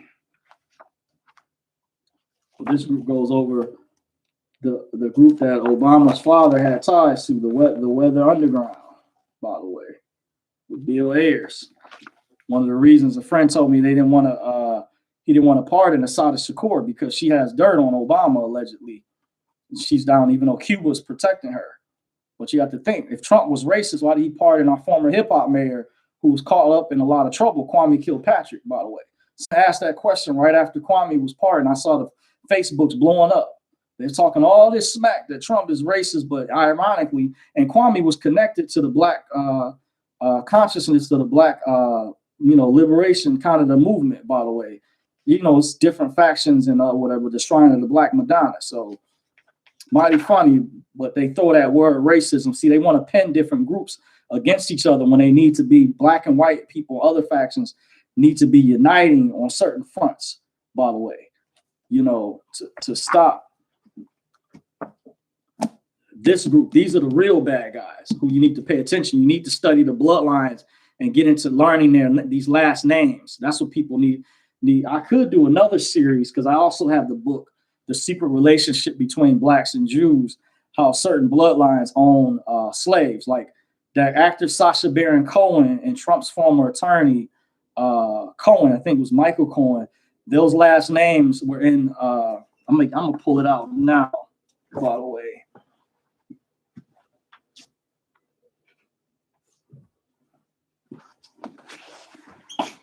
But this book track these bloodlines of these families, by the way. That's why I do support reparations as being brought up, that Sheila Jackson reintroduced the bill, because I do feel African Americans, melanated people in this country, America, do deserve reparations. See, that's one of the issues. I had a subscriber who was a Trump supporter who I had a long conversation with a while back, and that's one of the issues he didn't agree with me with. And that's fine. To show I'm legitimate, I'm authentic. I'm going to speak my mind just because I lean more to the right, but I still support my people too. But this book showed the bloodline, the descendants of the family that profited off of black slaves. So Sacha Baron Cohen, the actor who was mentioned by Alex Jones not too long ago, most likely he's a descendant of that lineage. And Trump's lawyer, his last name was Cohen. It mentioned they owned the slave ports from the transatlantic slave trade, which I saw Don Lemon went through. They did a story where he visited with his mother the different slave ports where they would hold the slaves at. But it was a lot of Jewish families, predominantly Caucasian Jews in our modern day society. That's why it's not a coincidence they own Hollywood or control Hollywood. They control the NBA. They put their top people in top level positions. Think about the former commissioner of the NBA, National Basketball Association, David Stern, Adam Silver. Those are Jewish names, Caucasian Jews. I'm not talking about, I do know my real ancestry about the melanated people, about the Falasha tribes in Africa, where some of the Hasidic Jews had visited and had wondered why they practiced the same practice, because they were the ones that brought it to them. They were the missionaries many years ago that they converted to Judaism. Many of the Caucasian Jews converted. There's a difference, but you had a tribe in Africa that were already Semites. That was the Semitic tribe. To be mixed means to be part of something. Like you have semi-truck, meaning you're part of what? I'm already mixed. So we melanated people, many of us are the original Jews. What does the Bible talk about the people who suffered? But this book that was put out by the Nation of Islam Historical Research Department, this book mostly dealt with the families that owned slaves during the ships that transported some. I do understand some of the indigenous people were already here because we're mixed in, some of us, to the Native American population, despite what Henry Louis Gates was saying in that one show. I disagree. My ancestry is mixed in with a lot of Native Americans. They migrated worldwide, by the way, but there was already natives here. But this book talks about and goes into the history and shows how they didn't hide it, put out by own Caucasian Hasidic Jews from their synagogues, their own records, by the way, their libraries connected to their synagogues. They admitted this, by the way, through their own writings. These are not my words, but this is from Caucasian Hasidic Jews in our modern society, are known as Black Jews. By the way, Hasidic is another term. But this book, part 2, deals with how the Jim Crow era, the Democratic Party was the ones that created the KKK. They were the founders. They also created the Jim Crow laws. They created, many times, they're behind these Masonic lodges, by the way. The newer versions, they orchestrate. Notice how a lot of the Black organizations they control have Jewish ties to Caucasian Jews, the NAACP, by the way. National Association Advancement of Colored People, by the way. Notice this, and notice there's a connection to these different secret societies, by the way. While a lot of blacks who are the bourgeois who get these good paying jobs, they get paid off. When they join, it's an initiation process. When they go into college or whatever, and then they go and pledge, you know, that's to see how well you obey your masters at the top, your bosses of this group, by the way. They pledge to these different secret societies. So I'm showing you guys that there's evidence out here. That's why you see me showing the books and going over this information. But this stuff definitely ties in with the banking system, with redemption stuff I talked about. There is a correlation. That's why I titled this video once again, Redemption Manual Book Review. Are they legitimate forensic examination? ? Plus Q&A. But I showed you other books to research and how to detect operatives. If you're part of any so-called activist group, I bet you the members high up have ties to this group or organization. You have a lot of females are Eastern Stars, but you have different chapters like Sisters of Osiris, by the way. You have different, as this book mentions, Mason's religions called Scientology, Opus Dei, the Mafia, Skull and Bones. That was out of Yale University and more. This book details. I was telling a friend how that Jonestown, Jim Jones incident where they made the people years ago where the people drank the Kool-Aid and died. That was part of a government operation. He was a CIA operative. A friend of mine told me this many years ago, and his friend who told me had a secret security clearance in one of the branches of the military. I won't say which branch, and I was still able to find information online. I don't know. There's still probably information on there, but Google has erased a lot of things. But one of these books talks about, I can't remember which one, Jim Jones, well, Jonestown. And they had Green Berets there. I heard it was other operations going on in the area. It was part of a governmental operation. We had a church years ago. It was called the People's Temple. They recruited a lot of minorities, a lot of poor people, black people. And that was a government operation. And I heard he was connected to the former, some of the politicians in California, Nancy Pelosi. There was a connection to Kamala Harris, Brown, the mayor at one time. But he was based it was a connection to San Francisco. But this older guy, some years ago, I was having a conversation with when I worked in an apartment building as a security guard. He kept telling me about this guy named Preacher Jones. Then it dawned on me one day. I said, oh, he's talking about Jim Jones. It's even a rapper that even goes by that name. But you know, that's based off of a guy, a white Caucasian man who was a preacher that this one of these books talks about. He was part of the CIA had a program called MK Ultra, comes out of Operation Paperclip from World War II, where they smuggled a lot of German scientists work for the United States in order to get their freedom. Like Albert Einstein, he had to work on the nuclear bomb, the atomic bomb. He says allegedly if he'd known, he wouldn't have never worked on the operation. But that's one of the ways how a lot of these German scientists gain their freedom. And see, they're still infiltrated within our government. It's even within this Columbia logo. Some guys I know said this is actually a swastika when you break down Columbia. I just love wearing these because they keep me warm or whatever. I know how people boycott things and stuff like that. That's a whole nother topic within itself. But reason you see me rock a lot of these, I just like it because it's the brand. It keeps me warm. But I'm aware there's a Germanic connection to this.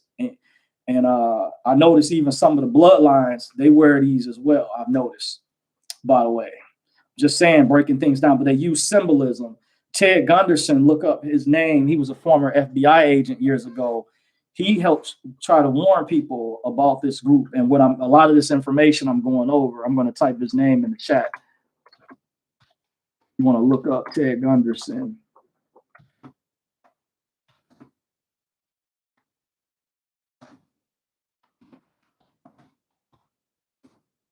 I'm also typing these other people, look up.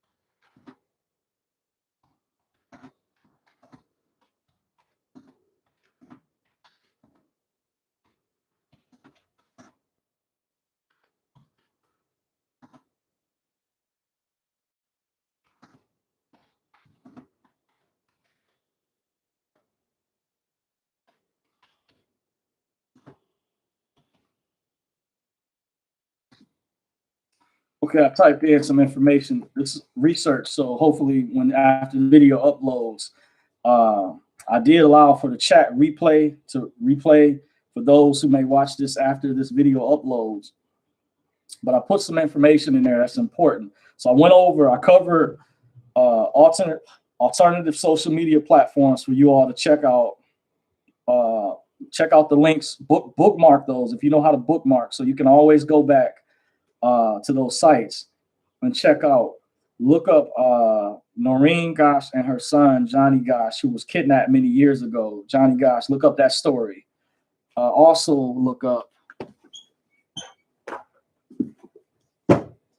I put in that documentary I posted earlier called "Conspiracy of Silence."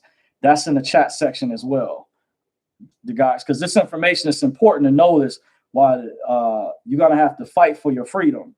Because similar to this redemption education I went over with those books, this is giving you an explanation why the cabal at the top that's trying to hide behind the scenes, and they have minions and underlings through their different secret societies. Notice this group uses people wear necklaces, emblems on the back of cars, look for tattoos. People have women are part of Eastern Stars. They come out of the families are members of the Freemasons. A lot of times these people act on behalf of the ruling class. But look up Leo Zagami and his book. He's with the Alliance.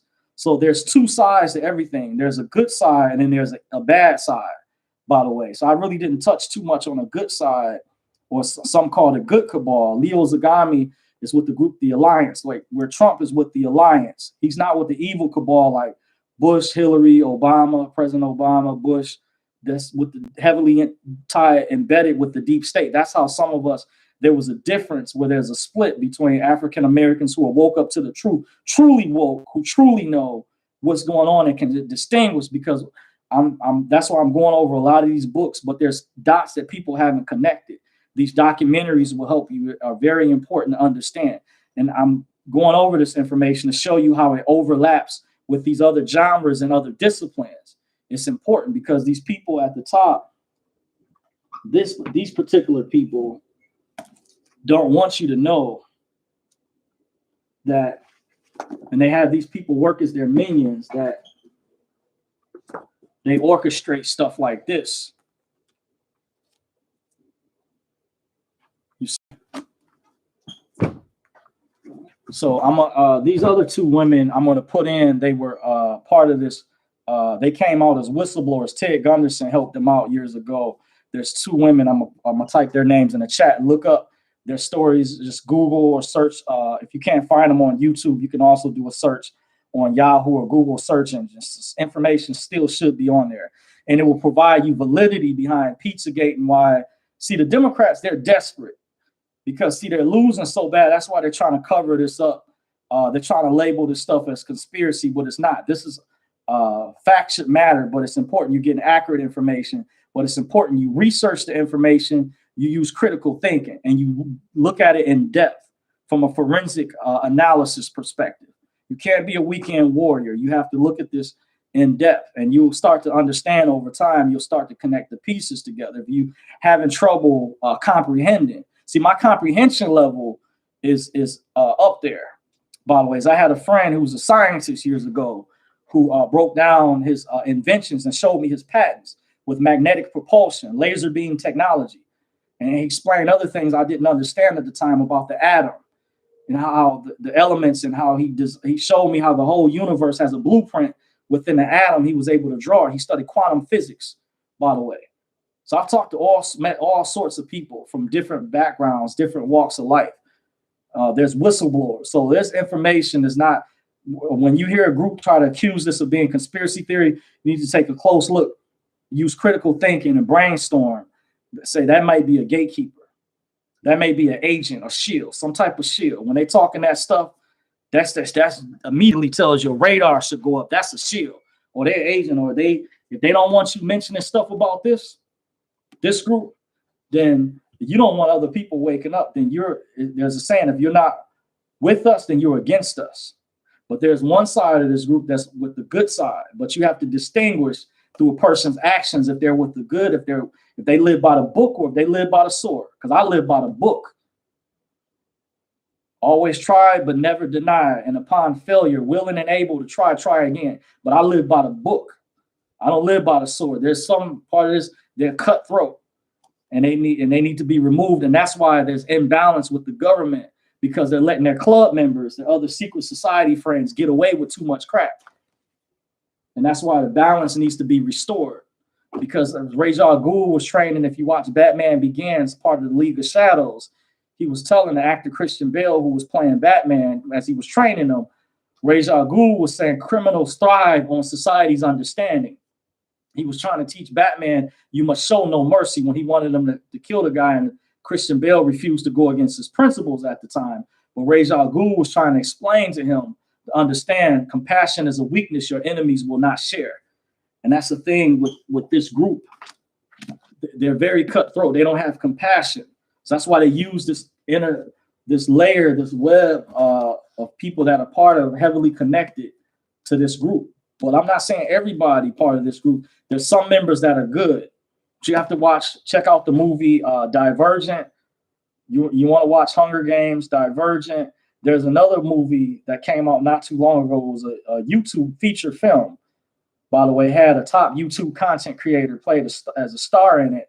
And also the sister who used to play on the show Clueless back years ago, Stacey Dash, who's the cousin of the rapper Damon Dash, starred in it. It's called The Thinning. You want to check out part 1 and 2.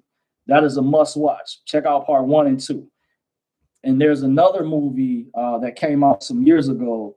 I found out from Pastor Lindsey Williams that said he lived with the elite of the world. I figured it out. You want to watch The International. Check out the movie The International. And towards the end, it came out around 2009. You can look it up. Look up the verbiage in it. Check out The International, by the way. Well, I'm going to post the names of these people in here.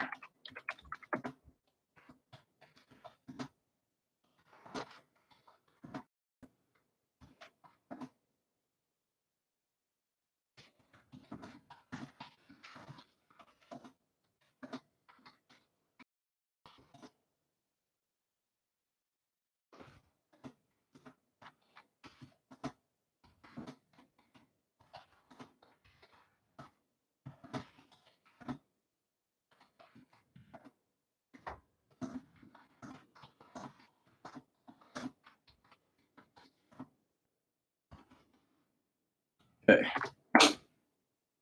So I just put in the chat some more two ladies to look up, Kathy O'Brien and Bryce Taylor, by the way.